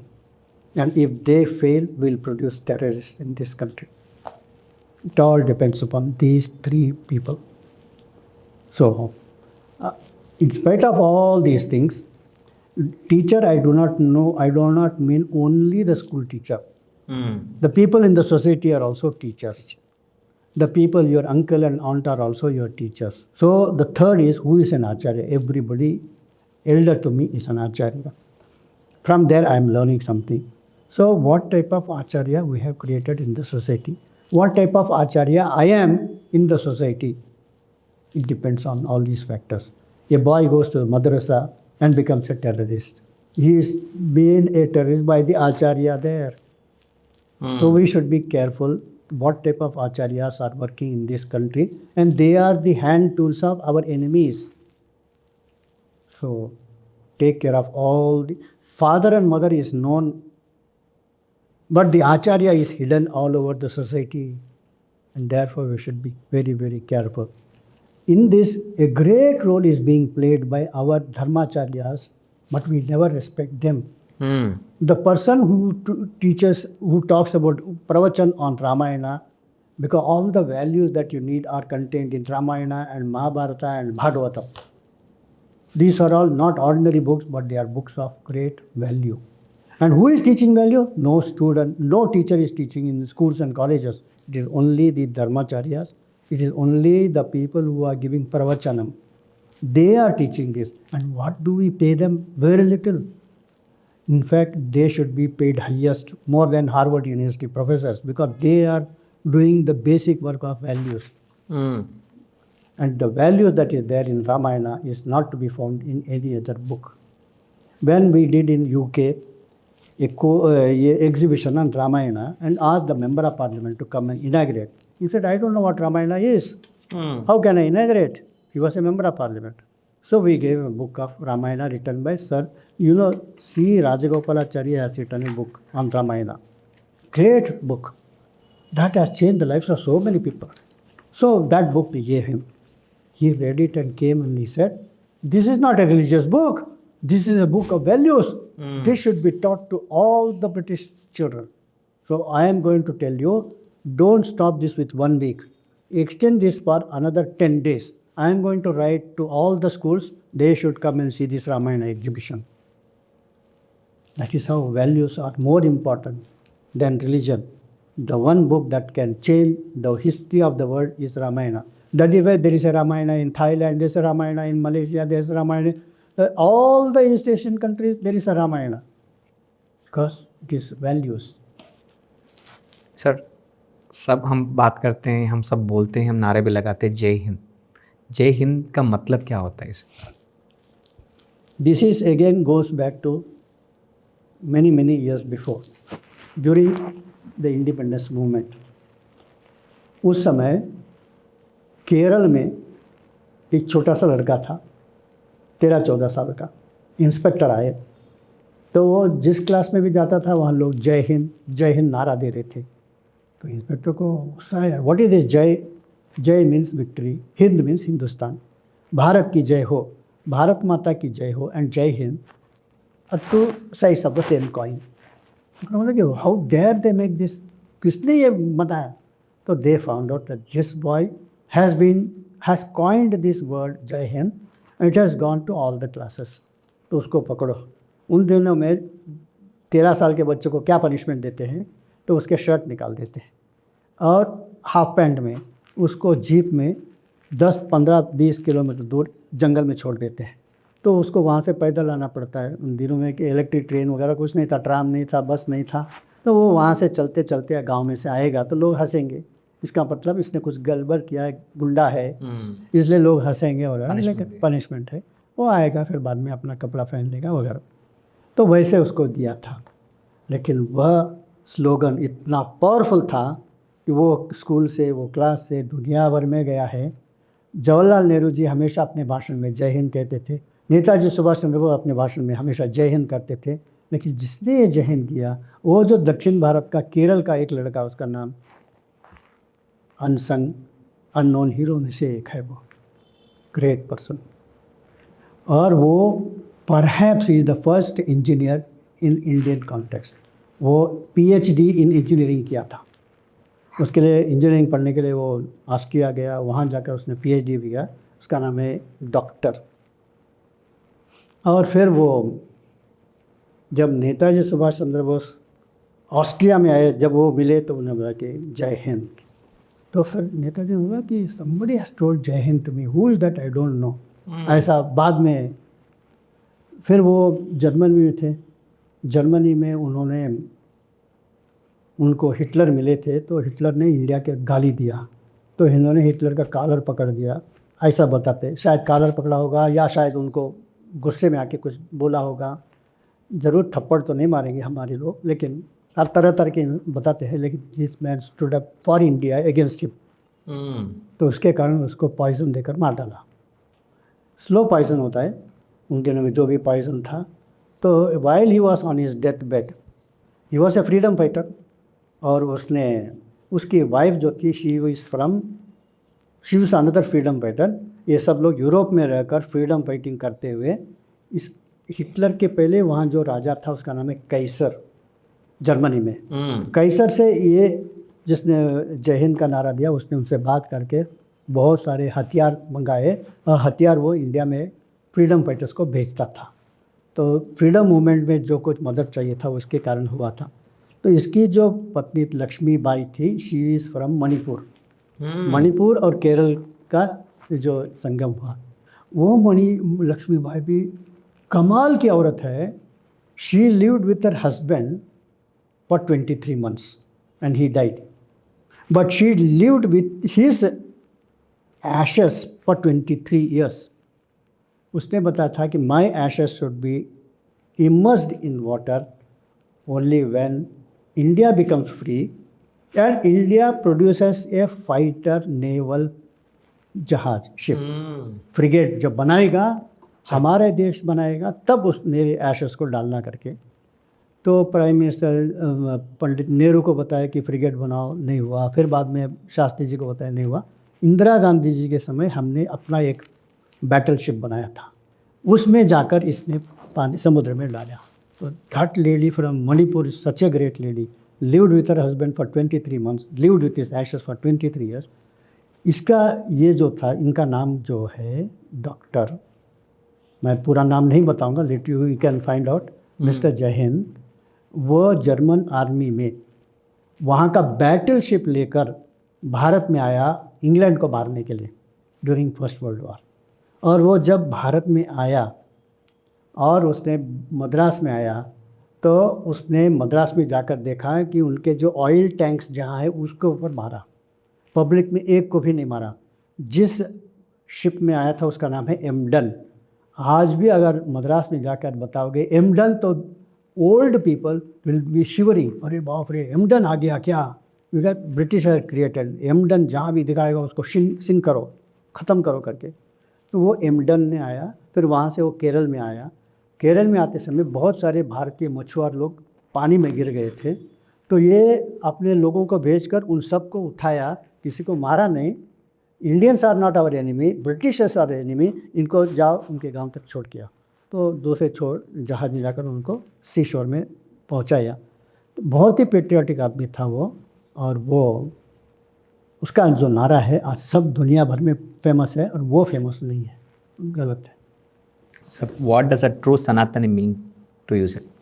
सनातन का मतलब है which has no beginning and which has got no ending. अब science में आपको बताया जाता है कि energy can never be created, it can not be destroyed, it can only change forms. आप मैथमेटिक्स कब शुरू हुआ? There is no time. जब ह्यूमन रेस शुरू हुआ होगा तब से मैथमेटिक्स है। पहला आदमी ने देखा होगा कि यहाँ एक चिड़िया है, दूसरा एक चिड़िया देखा, तो दो, मैथमेटिक्स इवॉल्व्ड। तो Sanatan is one that evolves, it is not stationary, it always evolves and it has no beginning, it has no ending. तो वो जो है हिंदुइज्म में ऐसा है कि इट इज़ सर्वव्यापी या इट इज़ कालदर्शी। Every time there is a solution for the problem that you face, that is only with Sanatan Dharma. धीरे धीरे दुनिया भर के लोग सनातन धर्म में आइए, because it is eternal and it is universal. धीरे धीरे आने वाले हैं। इसमें हम लोग कुछ करते नहीं है, दैट इज़ द प्रॉब्लम। अगर हम कुछ प्रोपेगेंडा करेंगे, जब हम फिज़िक्स के लिए करते हैं, दुनिया भर में मेघनाथ शाह का नाम बहुत प्रसिद्ध है, सर सीवी रामन का नाम सब जगह प्रसिद्ध है, because he did for physics. हम सनातन के लिए कुछ करेंगे तो दुनिया भर के लोग सनातन को मारेंगे। तो धीरे धीरे अब आ रहा है। अगर आपने देखा होगा, नरेंद्र मोदी जब आयरलैंड में गए थे, वहाँ उनके स्वागत में 56 चिल्ड्रन एक साथ ओम सहनावतु सहनौ भुनक्तु संगच्छध्वं संवदतुम, सारे वेद के मंत्र एक स्वर में गा रहे थे। एक स्वर में दो लोग गा नहीं सकते हैं, आगे पीछे चले जाता है। अगर 50 लड़के एक स्वर में गा रहे हैं और वो सब के सब अंग्रेज बच्चे हैं, कितना ट्रेनिंग हुआ होगा, उनको ट्रेनिंग देने वाले टीचर कितने डेडिकेटेड होंगे, तब जाकर ये हो सकता है। ये हुआ ऐसे कई बार कई जगह पे हुआ है। इंग्लैंड में एक बार हुआ, जब क्वीन एलिज़ाबेथ, ये जो बैटन है ओलंपिक्स का, वहाँ कॉमनवेल्थ गेम्स का, वो बैटन देने के लिए क्वीन आई थी और वो लेने के लिए कपिल देव गए थे। तो उस समय वहाँ के बच्चों ने मिलकर सारे वैदिक मंत्र गा रहे थे, this I am telling many years before. तो ये सब हम देखें, दुनिया में एक रिवाइवल हो रहा है वेद के बारे में और हमारे स्क्रिप्चर्स के बारे में, रामायण के बारे में बहुत बड़ा अवेयरनेस आ रहा है। तो मैंने पहले ही बताया था कि नमस्ते करके हर बार चर्च में वो आदमी बोलता है। सर, फेवरेट श्लोक और मंत्र ऑफ योर्स? हिंदू में बहुत सारे मंत्र हैं, बहुत सारे श्लोक हैं, बहुत सारे चीज़ों को हम किसी को भी हम ले सकते हैं और मान सकते हैं। उसमें एक उदाहरण मैं बताता हूँ। जब स्लमडॉग स्टॉप द मिलियन वो पिक्चर निकला, उसमें से 2 लोगों को ऑस्कर अवार्ड मिला। यस। एक ऑस्कर अवार्ड मिला था music, Jai Ho. Oscar award is given only to English movies. Hindi movie कितना भी अच्छा, मधुमती बहुत अच्छा है, मुग़ल आज़म बहुत अच्छा, पर नहीं देते हैं। मुग़ल आज़म के गाने कितने भी अच्छे होंगे, उसको ऑस्कर अवार्ड नहीं मिलता। इंग्लिश पिक्चर में जय हो आया था ना, इसलिए उसको मिला। ए.आर. रहमान ने इससे भी अच्छे अच्छे गाने दिए हैं, तमिल में दिए हैं, मलयालम में दिए हैं, हिंदी में दिए हैं, फिर भी उसको अवार्ड नहीं मिलेगा Oscar. Oscar is given only for English movies, इसलिए उसमें मिला उनको। फिर वो लेने के लिए वो आए और उनको पूछा यू से समथिंग, तो उन्होंने बताया मेरे साथ मेरी माँ है। The photo welting to is mother, she was sitting there among the audience. उसके बाद उसी पिक्चर में रसूल पुकुट्टी, उसको साउंड रिकॉर्डिंग के लिए वर्ल्ड का अवार्ड मिला, ऑस्कर अवार्ड मिला। तो रसूल Pookutty is also from Kerala. और नाम से आप जानते हो कि ही जैसे ए.आर. रहमान उसी धर्म का, ये भी रसूल पुकुट्टी, उसको बुलाया अब तुम कुछ बताओ। तो उसको एक सेंटेंस बोलना पड़ता है। तो उसने बताया कि आज से हजारों हजारों करोड़ों साल के पहले ये सृष्टि नहीं था, तब उस समय चारों ओर अंधकार था और चारों ओर साइलेंस था। फिर बाद में उस साइलेंस को चीर के एक साउंड आया। He is a sound, he got the medal for sound recording. इसलिए बताता था साउंड आया। तो आप बाइबल में भी देखें, and then there was the word, ऐसा आएगा। यस। तो हमारे यहाँ भी पहले जो आया था वो साउंड आया था।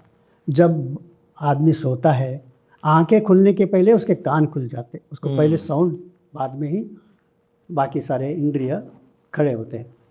तो and there was the sound, वो जो साउंड आया उसके बाद फिर से दुनिया में साइलेंस आ गया, दुनिया में अंधकार आ गया, और फिर बाद में हजारों करोड़ों के बाद सृष्टि शुरू होने लगा। ये सब उसने बताया, ऐसे हमारे वेद में लिखा है। और उसने बताया कि जो पहला साउंड आया था, जब nothing existed in this universe, and the first sound that is called Om. कौन कह रहा है? रसूल पुकुट्टी। और फिर उसने बताया कि हमारे वेद में एवरी श्लोक एंड्स विथ ओम शांति शांति शांति। से ओम के साथ शांति, दुनिया भर के शांति का, संपूर्ण विश्व जगत के शांति की कामना करने वाले उस भारत से मैं आया हूँ। I dedicate this award to the great rishis of India. वाह। तो ये है। तो आप अगर रसूल पुकुट्टी बनना चाहते हो, क्या बनना चाहते हैं, इसके ऊपर है। हमारे यहाँ एक श्लोक है, वो है संगच्छध्वम संवदत्तम संभो मनांसी जानता, यानी लेट अस कम टुगेदर, संगच्छध्वम, फिर late us walk in the same line, and let us create a better world वगैरह। तो साउथ अफ्रीका में नेल्सन मंडेला के बाद जो प्रधानमंत्री बने उनका नाम है एम्बेकी। एम्बेकी को वहाँ के डरबन यूनिवर्सिटी में बुलाया। Durban university is the biggest university in South Africa.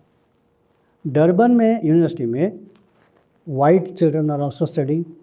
आप साउथ अफ्रीका क्रिकेट टीम देखेंगे तो वहाँ का ग्रैहम स्मिथ Yes. वाइट था, जॉन्टी रोड्स वाइट था, तो white people are also there. वहाँ Hashim Amla, he is from Gujarat, वो तो इंडियन है। Indians are also studying. Gandhi ji भी वहाँ गए थे इंडियन के केस लड़ने के लिए, तो Indians are also there, brown people. और majority are black people. Yes. वहाँ का जो क्रिकेट बॉलर है निफनी, बहुत सारे प्लेयर्स हैं, वो सब ब्लैक हैं। बहुमा उनका कैप्टन, वो भी ब्लैक हैं। तो ब्लैक, ब्राउन एंड वाइट मिलकर एक देश बनता है। वो सारे लोग वहाँ पढ़ रहे थे। एक मूवमेंट चला था 60s एंड 70s में युगांडा में कि all the browns, all the whites get out, this country belongs only to the black. Okay. उसके कारण क्या हो गया कि वहाँ के सारे इंडस्ट्री बंद हो गए। वहाँ के सारे जो ट्रेड जो करते थे, भारत के लोग दुकान चलाते थे, टेक्सटाइल बेचते थे, सब बंद हो गया। अब ब्लैक को मालूम ही नहीं क्या करना, तो उनका जो करेंसी, जो डॉलर बहुत स्ट्रांग था, एकदम टिश्यू पेपर बन गया। तो नेल्सन मंडेला ने बोला कि हम ऐसा नहीं बनने देंगे। The black should remain, the black will remain, the brown and the white have to remain here, then only our economy will grow faster. तो आज ब्रिक्स में, एस का मतलब है South Africa, they are also part of BRICS, that is economic forum, वो आ गए हैं। तो इस समय उनके बाद जो बने थे, एम्बेकी ने बताया कि आप तीनों मिलकर ही देश बनता है, तीनों मिलकर ही क्रिकेट टीम बनता है, रग्बी टीम बनता है, इसलिए आप तीनों ने। अब लोग पूछते हैं कि तीन अलग रेस के मिलकर एक देश कैसे बनेगा? If you want a country to progress, there must be only one language, one race, one religion, ऐसे बताया जाता है। पाकिस्तान को देखो, one language Urdu, one race Punjabi race, and one religion Islam, लेकिन they have not made progress. But India के देखो, यहाँ 24 लैंग्वेजेस, इतने सारे रेसेस, इतने सारे कस्टम्स, सब कुछ होते थे। And religions also, Jainism, Buddhism, Sikhism, Hinduism, सब कुछ होते हुए भी they are making far more progress, highest fastest growing large economy. तो कैसे होता है? तो पूछते हैं कि इज इट एवर पॉसिबल? तो उसके लिए वेद में, ऋग्वेद में ये श्लोक है, संगच्छध्वम संवदत्वम संभो मनांसी जान। उसने बताया कि अगर 10,000 साल पहले हमारे पूर्वजों ने कहा कि let us walk together, let us think together, and let us create a better world, if it is possible at that time, why not now? ऐसे उन्होंने उसको बताया कि it is possible today also, different races can live together, and because Rigveda says, ये जो है कि world को यूनाइट करने की ताकत हमारे ऋग्वेद में है। Sir, one Sanatani book you prefer others to read? एक है कि रामायण एंड महाभारत जैसे पुस्तक दुनिया में ढूंढने से नहीं मिलेगा। What is not there in Mahabharata is not there anywhere in the world. उसके साथ साथ people should know the current history of India. Bharat के लोगों को हिस्ट्री ऑफ इंडिया मालूम नहीं है। पार्टीशन क्यों हुआ मालूम नहीं है। उस समय क्या क्या षड्यंत्र हुआ मालूम नहीं है। जब क्लिनिकल इसमें बताते हैं, if you don't know the clinical history of a patient you can not treat him, and if you know the clinical history of a patient every chance you treat him properly. Bharat को, भारतीय लोगों को अपने देश का इतिहास मालूम नहीं है। Ours is the oldest civilization in the world. It is the youngest country in the world. It is the most universal religion in the world.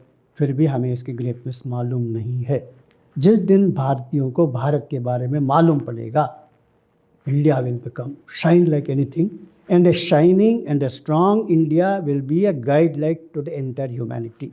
तब तक दुनिया में पीस नहीं आ सकता। ये मैं नहीं कह रहा हूँ, सिंगापुर के प्राइम मिनिस्टर जो बहुत साल तक प्राइम मिनिस्टर थे, ली कुआन यूं ने कहा कि he is a Chinese, he is not an Indian, लेकिन वो कहता है कि when China grows big and it shows its power we feel scared, and when India become, जब हमारे सैटेलाइट जाते हैं, हम कुछ नया टेक्नोलॉजी में आगे बढ़ते हैं, when India becomes big, when India shows its power we feel protected.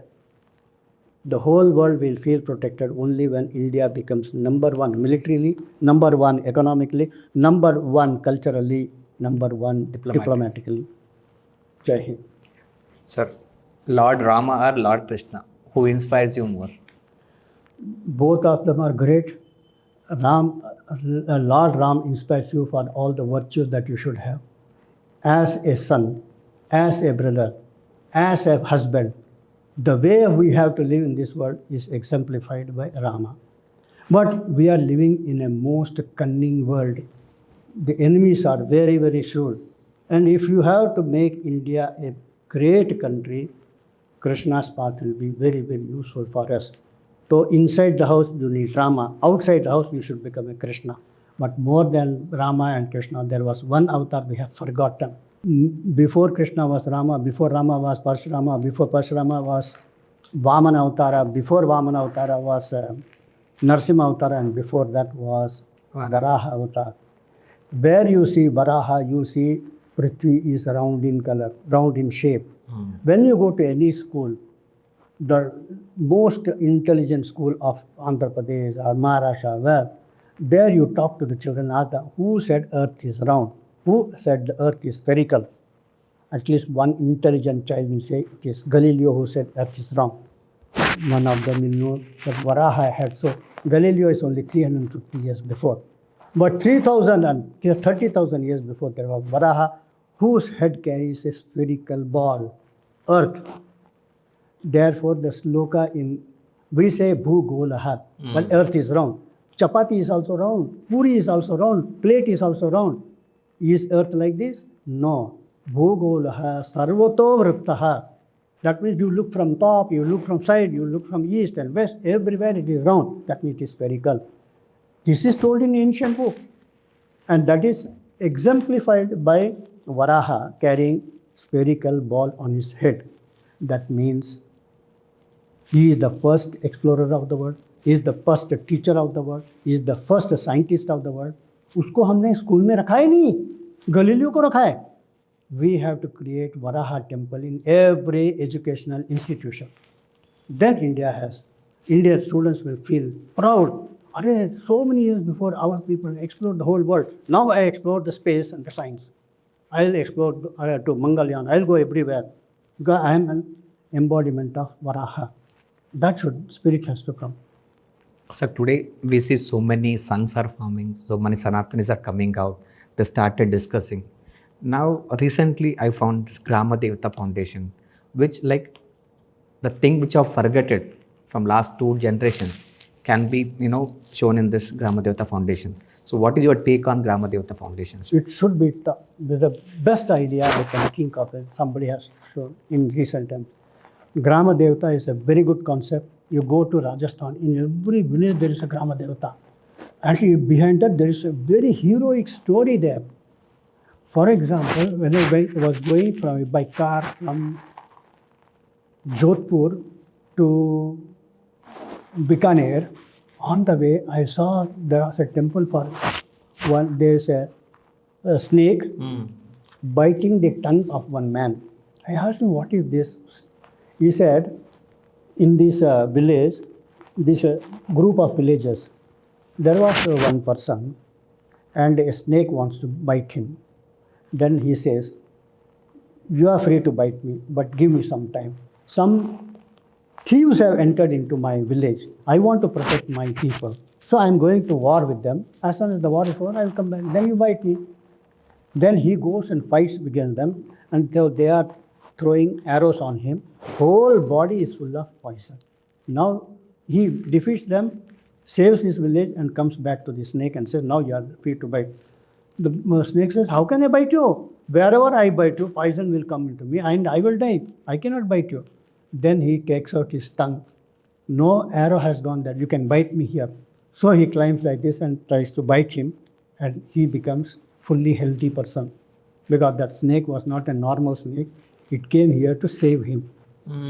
But this person does not know. He wants to bite me. This much of sincerity, in which country you will find? So he is an embodiment of, say, you can say, if you have to connect with him, Harishchandra, who never told lie, and even when his own wife came with the dead body of her son also, you have to pay tax, otherwise I will not let you in. That virtue is there in this village, this Grama Devata. You can relate him with Harishchandra. Like that, every Grama Devata can be related to some great personality in our Puranas. That way, if you make these Grama Devatas, elevate them, I think it will inspire people. You go to Punjab, there are a lot of people who came away from Pakistan, but their Gram Devata is in Pakistan. They should tell what is their Gram Devata, so that the present generation of their grandchildren, they will also know that our motherland is there, our Gram Devata is there. And if you go to that village in Pakistan or in Bangladesh, Bengalis have their Gram Devata, and talk to some of the Pakistani Muslims and the Bengali Muslim, they will also say, 5 generations, 2 generations, because we were also Hindus. Our Gram Devata is here. We are still worshipping. They are worshipping. I will give you one example from China. In China, 2,000 years before, in the 1st century, 2 people from Afghanistan was a Hindu country, they went on white horses at the invitation of a Buddhist king there. He said, we are Buddhist, but we don't have proper books. You come with Buddhist books. So these 2 people, one name is Dharmaratna, another is Kashyap Matanga. Both of them came on white horse. They went to one city. That city today is called City of White Horses. Because they came in 2 white horses. The white horses dead, these people are dead, everything is gone. But they sat down and translated Sanskrit books into Chinese language. Now, some years later, after their death and all, 2 temples were erected for these 2 great people, Kashyap Matanga and Dharmaratna. And then, when the communism came, they shut the temples. All the temples were shut in China. So this temple was also shut. And after many years, government of China wrote to our President Pratibha Patil that we want to start a 3rd temple here for Lord Buddha. But whenever we ask our people to make a Buddha statue, his eyes will be so small. Okay. Because we can relate only to Chinese statues. But you bring original Buddha statue and we will install it here.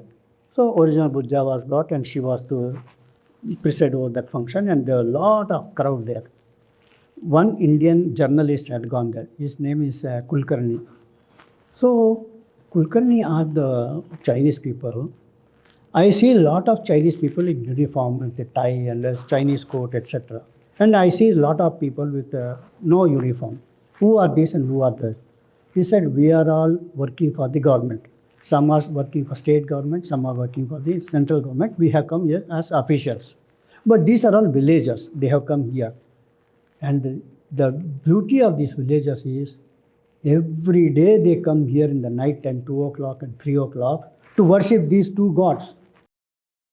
Sir, we talk about Vedas. When we talk about India, we talk about Vedas. So we have Rig Veda, Sama Veda, Yajur Vedas. You have so many Vedas. So हमारे लिए क्या है sir Vedas में? वेद के ऊपर एक कहानी बताता हूँ. थॉमस अल्वा एडिसन ने एक नया डिवाइस निकाला, बहुत सारे डिवाइस निकाले। ये जो लाइट हम जलाते हैं वही थॉमस अल्वा एडिसन के कारण हुआ। फिर फिल्म जो निकालते हैं वो भी है। तो उसने ग्रामोफोन रिकॉर्ड बनाया। ग्रामोफोन रिकॉर्ड अगर आपने देखा होगा, गांव में जब शादी होती है तो रिकॉर्ड लगा देते हैं और वो म्यूज़िक चलता है। चलते हैं। उसमें एक प्लेट होता है और एक वॉइस निकालता है। तो ग्रामोफोन रिकॉर्ड मैजिकल थी उस समय कि मेरा voice can be recorded, P Susheela का गाना आ सकता है। ये सब जो आज हम सुनते हैं बिकॉज इज रिकॉर्डेड, तो वॉइस रिकॉर्डर था तो थॉमस अल्वा एडिसन। तो उसने सोचा कि जो दुनिया का सबसे बड़ा आदमी होगा उसका मैं रिकॉर्डिंग करूँगा। ओके। इसलिए वो इंग्लैंड में एक बहुत बड़े जो जर्मन स्कॉलर थे उनको लिखा उसने, मैक्स मुलर को, I want to record your voice. तो मैक्स मुलर ने बोला कि you have to come to England. तो उसने आ गया वो। तो उन्होंने क्या किया कि सारे लोगों को बुलाया, क्योंकि थॉमस अल्वा एडिसन आ रहा है तो बहुत बड़ा आदमी है। इसलिए उन्हें यूरोप के सारे लोगों को होता है कि जिसको भी आना है आ लो, यू कैन मीट हिम। तो वो एक वर्ल्ड कॉन्फ्रेंस, यूरोपियन कॉन्फ्रेंस बना दिया। यूरोपियन कॉन्फ्रेंस में अलग अलग देश से भी लोग आए थे और फिर उसमें इनका परिचय किया तो लोगों ने तालियां बजाई और फिर उनको पूछा कि क्या रिकॉर्ड करना चाहते हो, कि I want to record the voice of Max Muller. तो मैक्स मुलर को बोला कि आप कुछ तो बोलो। तो उन्होंने कुछ बोला, वो मशीन में उसने ले लिया। फिर वो चले गए लैब में, जाकर उन्होंने एक प्लेट बनाया और फिर इधर आए। तो ग्रामोफोन में एक होता है मशीन और एक होता है प्लेट। प्लेट रखने के बाद उसमें एक पिन रखते हैं, वो घूमता है। तो फिर वो जब घूमेगा तो उसमें से मैक्स मुलर का आवाज़ आया। सारे लोगों ने तालियां बजाई। सबने बोला कि मुझे प्लेट दो, मुझे एक प्लेट दो। ठीक है, प्लेट देने से भी मशीन भी तो देना पड़ेगा ना, उसके साथ कॉम्बिनेशन भी काम करता है। अब फिर अभी इसको स्टेज पे आने के बाद मैक्स मुलर आए स्टेज पे। उन्होंने बताया कि सुबह मैंने कुछ 4 बातें बताई और वही चीज़ इस मशीन से आई, आप लोगों ने ताली बजाई। मालूम है क्या मैंने क्या भाषा में बोला? तो अगर वो इंग्लिश में बोलते, जर्मन में बोलते, ग्रीस में बोलते, लैटिन में बोलते, इटालियन में बोलते, तो कोई ना कोई बोलता कि हाँ मुझे समझ में आया। वहाँ के किसी को ही समझ में नहीं आया, तो इसका मतलब it was not a European language. तो कौन से भाषा में बोले? फिर उन्होंने बताया आई स्पोक इन संस्कृत, इसलिए आपको समझ में नहीं आया। अब संस्कृत में बहुत सारे बुक्स हैं, उसमें से क्या पंचतंत्र है, उसमें कवि कालिदास के भी बहुत सारे कहानियाँ हैं, वो सब के पोएट्री है। लेकिन किसने बोला? उन्होंने तो वेद से बोला। Why? It is the oldest book in the human race. Ved में 4 है, ऋग्वेद, यजुर्वेद, सामवेद, अथर्ववेद। उसमें से मैंने ऋग्वेद में बोला कि it is the oldest of the 4 Vedas. उसमें से उन्होंने क्या बोला? अग्निम इले पुरोहितम, that is the first shloka of Rigveda. फिर उन्होंने बताया कि दिस अग्निम इले पुरोहितम is the first sloka of human race according to him. It may be 10,000 years, it may be 20,000 years, but it is the first sloka of human race. इसलिए मैंने ये बोला, प्ले इट अगेन। जब दोबारा भी play किया, अब जो लोग सुबह ताली बजा रहे थे, दोपहर को ताली बजा रहे थे, सब लोग silently listening to it because it is the sentence spoken by the first human race. तो giving respect to that people, they listened it silently. ये है वेद में एक बात भी। अब वेद में हमारे लिए क्या है, अभी मैं बताता हूँ। वेद में फॉर एग्जांपल, वेद में एक एंशिएंट ऋषि का नाम आता है Atreya. Atreya is talking to his student called Bhel. अब भेल का स्पेलिंग BHL होता है, और आप बोलेंगे कि यहाँ भी तो भारत हेवी इलेक्ट्रिकल्स लिमिटेड है, तो ये और वो एक ही है क्या? That you have to do research कि ये भेल और वो भेल एक है क्या? That I leave it you. लेकिन आज से हजारों साल पहले conversation between the teacher and the student will ask some question, naturally the teacher also will ask some question, तुमको समझ में आया कि नहीं पता करने के लिए, तो होते रहता है कॉन्वर्सेशन। पहले न्यूटन ने लॉस ऑफ मोशन बताया, उसके बाद आइंस्टीन ने थियरी ऑफ रिलेटिविटी रखा, उसके बाद नील बोर ने क्वांटम फिजिक्स रखा। ये 3 अलग अलग चीज़ है। जो लॉस ऑफ फिजिक्स है on this planet earth, they are govern by Newton's law, but you go outside the planet, then what is governing their qualities, उसके लिए प्रॉपर्टीज होता है वो थियरी ऑफ रिलेटिविटी। लेकिन आप एटम के अंदर जाओगे, सब एटॉमिक पार्टिकल में, ये भी काम नहीं करता है, वो भी काम नहीं करता है, तो उसके लिए एक तीसरा जो है उसको कहते हैं quantum physics, the latest that we have. तो क्वांटम फिजिक्स के जो बाप माने जाते हैं उसमें नील बोर है, श्रोडिंगर है, ऐसे कई लोग हैं, ये सारे लोग संस्कृत पढ़ते थे। तो नील बोर से पूछा कि why are you reading Sanskrit, तुम बाइबल पढ़ो, तुम कुरान पढ़ो, तुम वेद क्यों पढ़ते हो? तो उसने बताया ये I read Upanishad because I can ask questions. तो इसमें बहुत सारे छूट है कि क्वेश्चंस कैन बी आस्क। और ये देखिए हमारे वैदिक ऋषियों में बहुत सारे क्वेश्चन के उत्तर देने के बाद कभी एक हाथ प्रश्न पूछा जाता है कि विच केम फर्स्ट, एग और hen, तो बोलता है कि I don't know. Early they are sincere enough to say I don't no. Yes, बहुत सारी चीज़ों का उत्तर देने के बाद ये बोलते हैं कि ये जो प्रश्न है कि which was the starting position, we don't know. क्योंकि पृथ्वी अनंत है, सब कुछ अनंत है, इसमें तो स्टार्टिंग कहाँ है, आई डोंट नो।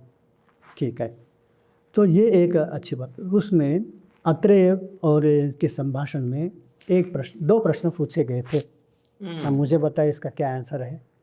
कि जब पेट में बच्चा एक न्यूक्लियस से लेकर बड़ा बड़ा बड़ा होता है, कोई भी चीज़ बड़ा होने के लिए you have to give some food, खाने के बिना तो बड़ा हो नहीं सकता है।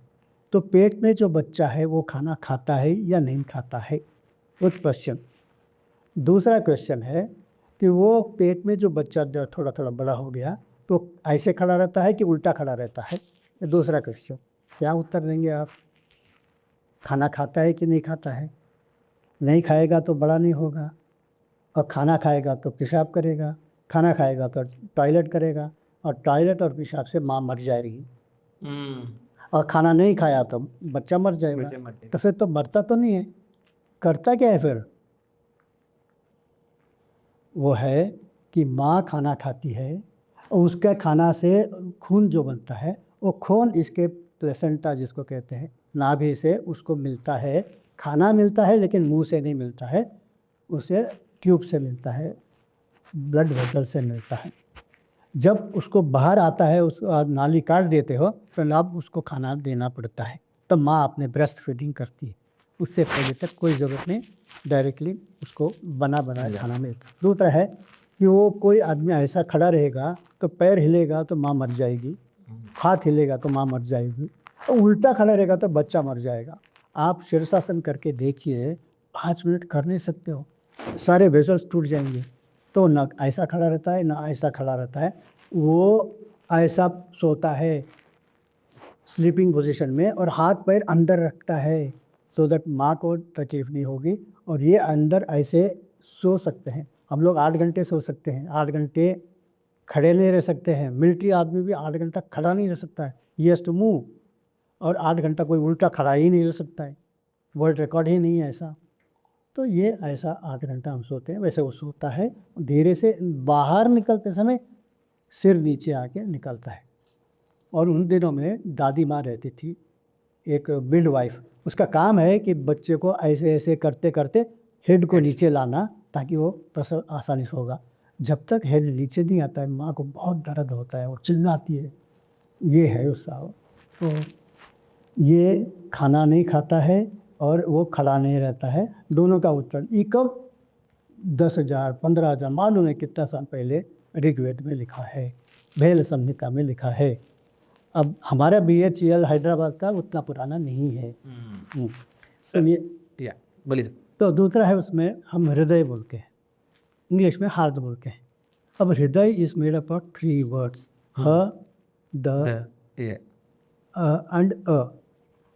ह हरति, हृदय ने से पहला जो अक्षर है हरति, हरति मीन्स टू रिसीव, द ददाति मीन्स टू गिव, और अयति means with a force, pumping. These are the only 3 functions of the heart.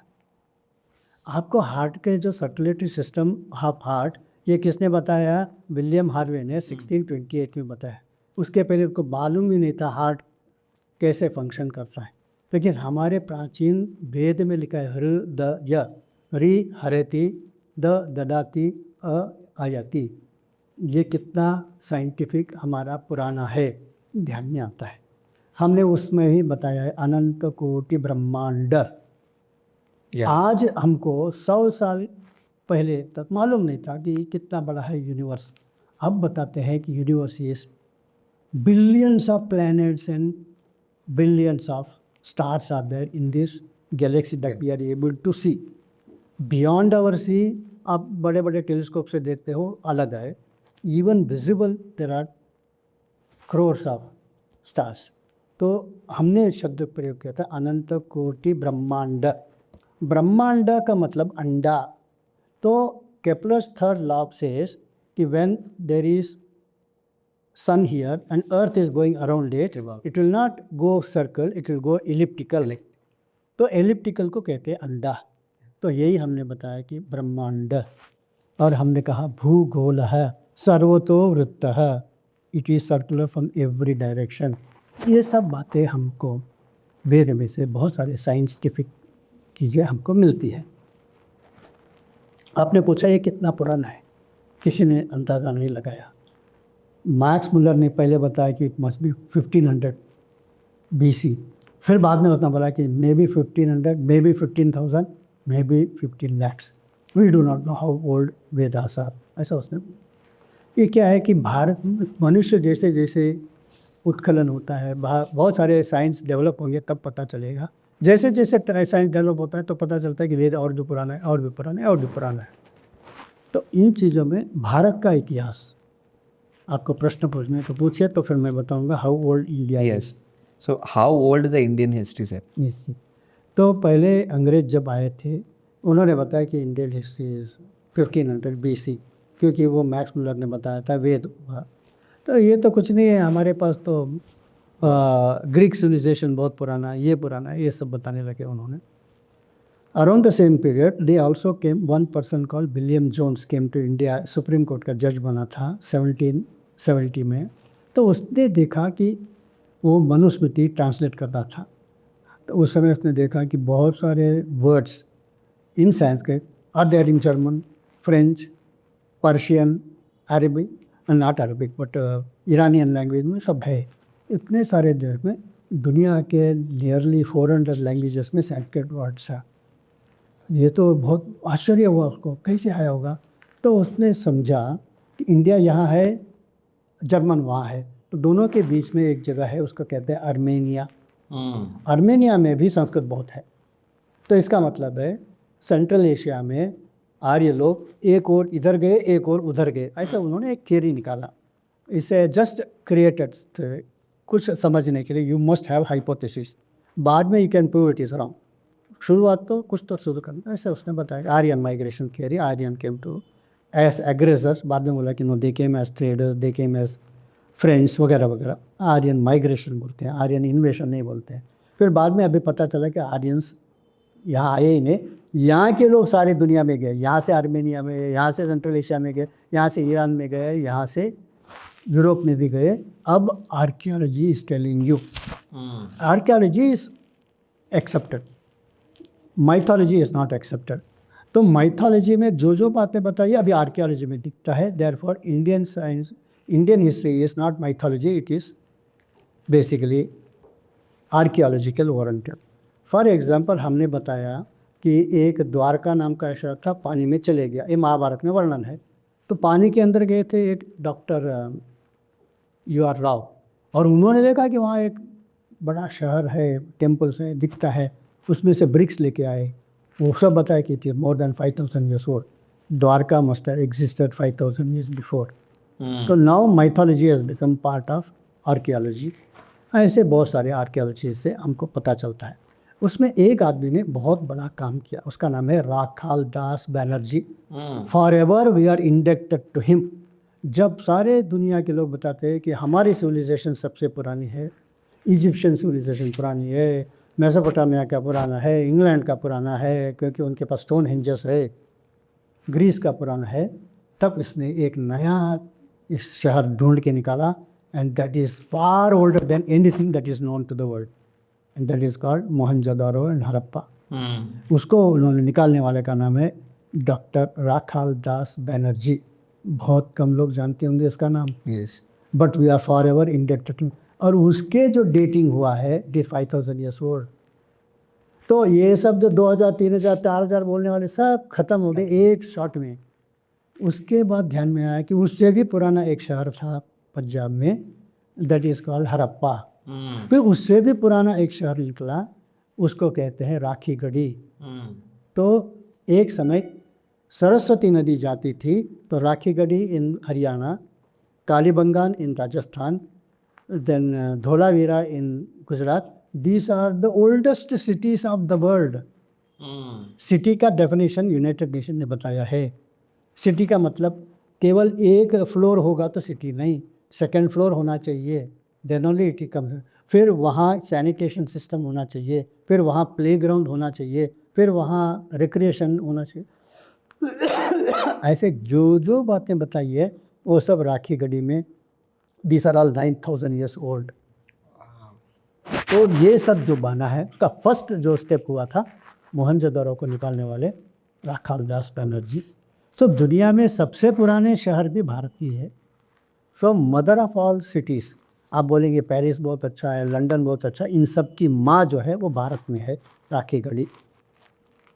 और एक जो है Mehrgarh, Mehrgarh is 10,000 years old, it is there in Balochistan, where they found drilling of the tooth of a living person 10,000 years before. तो ये है हमारा ancient, आज तक जो पता चला।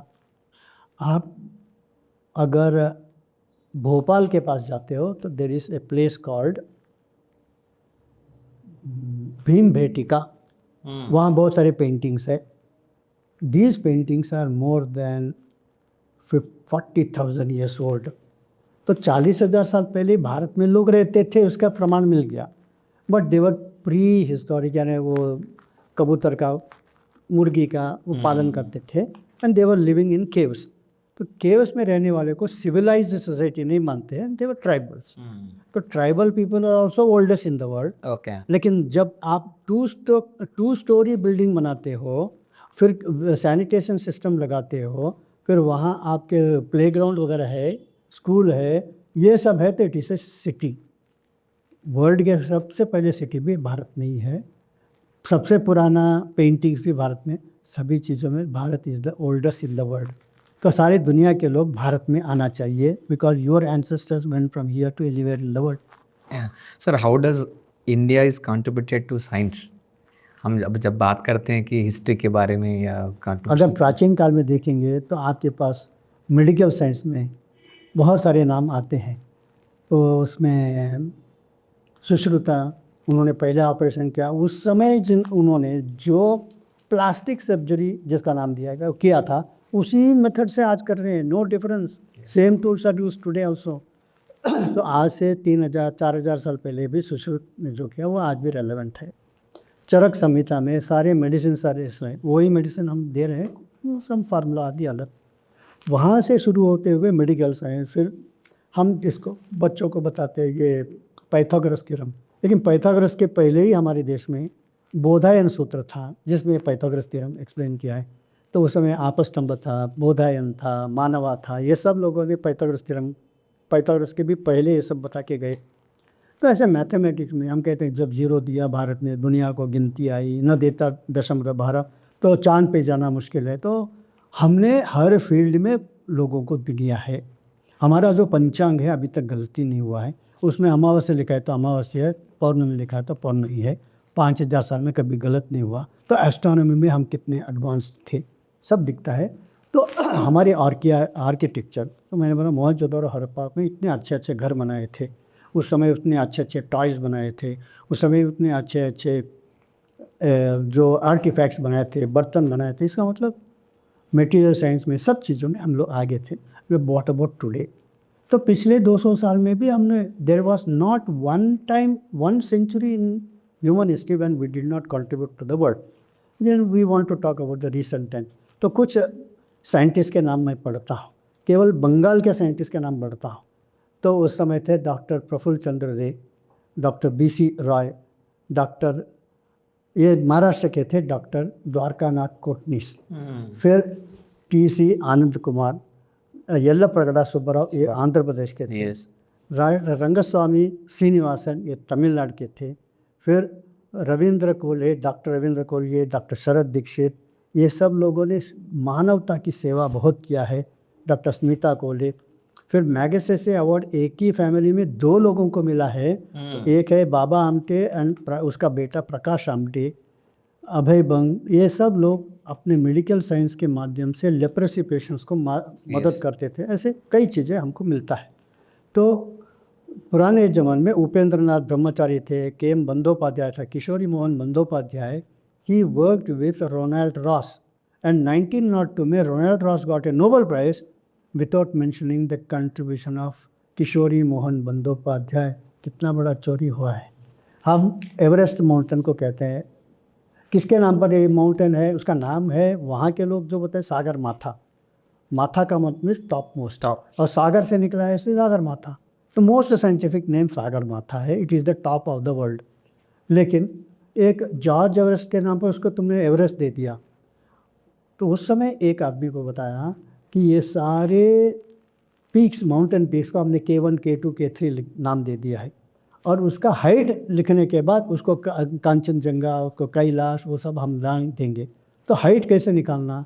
तो उसके लिए ट्रिग्नोमेट्री में आता है कि हाफ बेस इंटू ऑल्टीट्यूड वगैरह होता है, यू गेट दी। तो ये सब करके उसने एक एक जगह का हाइट निकाला। उन दिनों में जंगलों में जाना पड़ता था आदमी की, कोई गारंटी नहीं कि वो जिंदा वापस आएगा कि नहीं, लेकिन ये रिस्क लेकर गया था। उसका नाम है राधानाथ सिकदर। तो जब उसने देखा कि द टॉलेस्ट माउंट पीक, तो उसका नाम देना चाहिए था सागर माथा, या उसका नाम देना चाहिए था डॉक्टर राधानाथ सिकदर पीक। दोनों को उड़ा के तुमने जॉर्ज एवरेस्ट का नाम दे दिया। ये तो बहुत बड़ा अन्याय हुआ। जैसे किशोरी मोहन बंदोपाध्याय को क्रेडिट नहीं दिया for the Nobel prize that Ronald Ross, yes, इधर भी ऐसा हुआ है। ऐसे बहुत सारे हमारी चीज़ों को चोरी हुआ है। This is the time that we have to restore the glory of Indians and India's contribution in science. अभी अभी का देखा जाए तो जब सारी दुनिया कोरोना में थे, दुनिया भर के लिए हमने पहले हाइड्रोक्सोक्लोरोक्विन बना के दिया था, और जब 1 साल के अंदर उसके लिए हमने वैक्सीन भी तैयार किया, और हमने कोवैक्सीन दुनिया भर में 96 कंट्रीज़ को हमने दिया, कुछ देशों को तो फ्री में दिया। तो फ्री में देने के कारण जब पापा न्यू गिनिया हमारे प्रधानमंत्री गए, और रात के समय गए, तो भी प्रधानमंत्री वहाँ का जेम्स एबे खड़ा था एयरपोर्ट में, जैसे वो नीचे उतरे झुक के उसके पैर छुआ। लोगों ने क्रिटिसाइज़ किया, we are a Christian nation, हम किसी के पैर छूते नहीं हैं, अगर मौका मिला तो पैर खींचते हैं। तो फिर तुमने क्या पैर छुआ? वो कि जब वायरस आया था, तब हमने सारे जर्मनी और बड़े बड़े देशों से भीख मांगा, हमको वैक्सीन दो। बोलते हैं कि हमने अपना रेफ्रिज में वैक्सीन रखा है, क्योंकि सेकेंड वेव आएगा, थर्ड वेव आएगा, हम इसलिए आपको नहीं देंगे। हमारे देश में लोग मर रहे थे, उनकी कोई कीमत नहीं, और उनके देश में सेकेंड वेव के लिए उन्होंने दबा के रखा था। उस समय भारत हमारे लिए मदद में आया। पैसा भी हमने नहीं दिया तो भी उन्होंने दिया हमको। उनका भी देश इतना बड़ा है, उनको देश में भी लोगों को बचाना है, फिर भी हमको बचाया।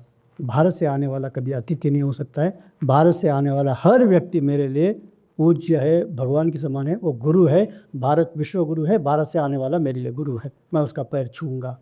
ये है भारत। हमारे लोगों ने इसको समझना चाहिए कि world respects you because of your great virtues. sir, one message you leave to all the people of India, those who are watching this podcast, what could it be, sir? Eternal message of India is live for others. They alone live who live for others. The rest are more dead than alive. This life you are not going to get a second chance. We are walking on this road only once.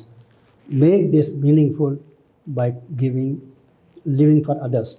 The best way to do this, get into the internet, give 1 hour a week on the internet to understand what India's history is, what India's heritage is, what India's problems are.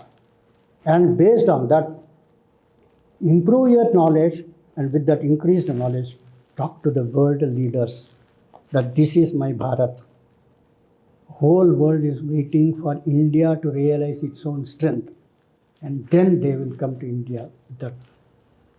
So everybody is possible because internet has been given to us thanks to Jio.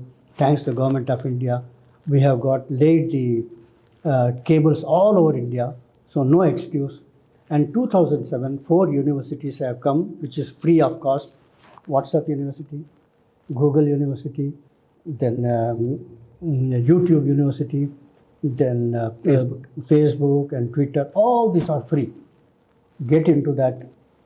You can improve your knowledge by Google and by YouTube. Then you can talk to all the people, you can talk to the highest persons with your knowledge. You can make the world a difference through WhatsApp and Facebook. So this is what new generation should do. Learn your heritage, learn your religion, learn your country, learn its problems, and then find the solutions and then propagate. Thank you. Thank you, sir. Thank you so much. I think today this podcast is on a different view, and we have learned so many things about India and tradition and what is Viksit Bharat. Thank you so much for your valuable time, sir. Thank you. Dhanyavad. Jai Hind. Jai Hind. Jai Hind slogan was given by Dr. Shanbagaraman Pillai of Thiruvananthapuram. Jai Hind.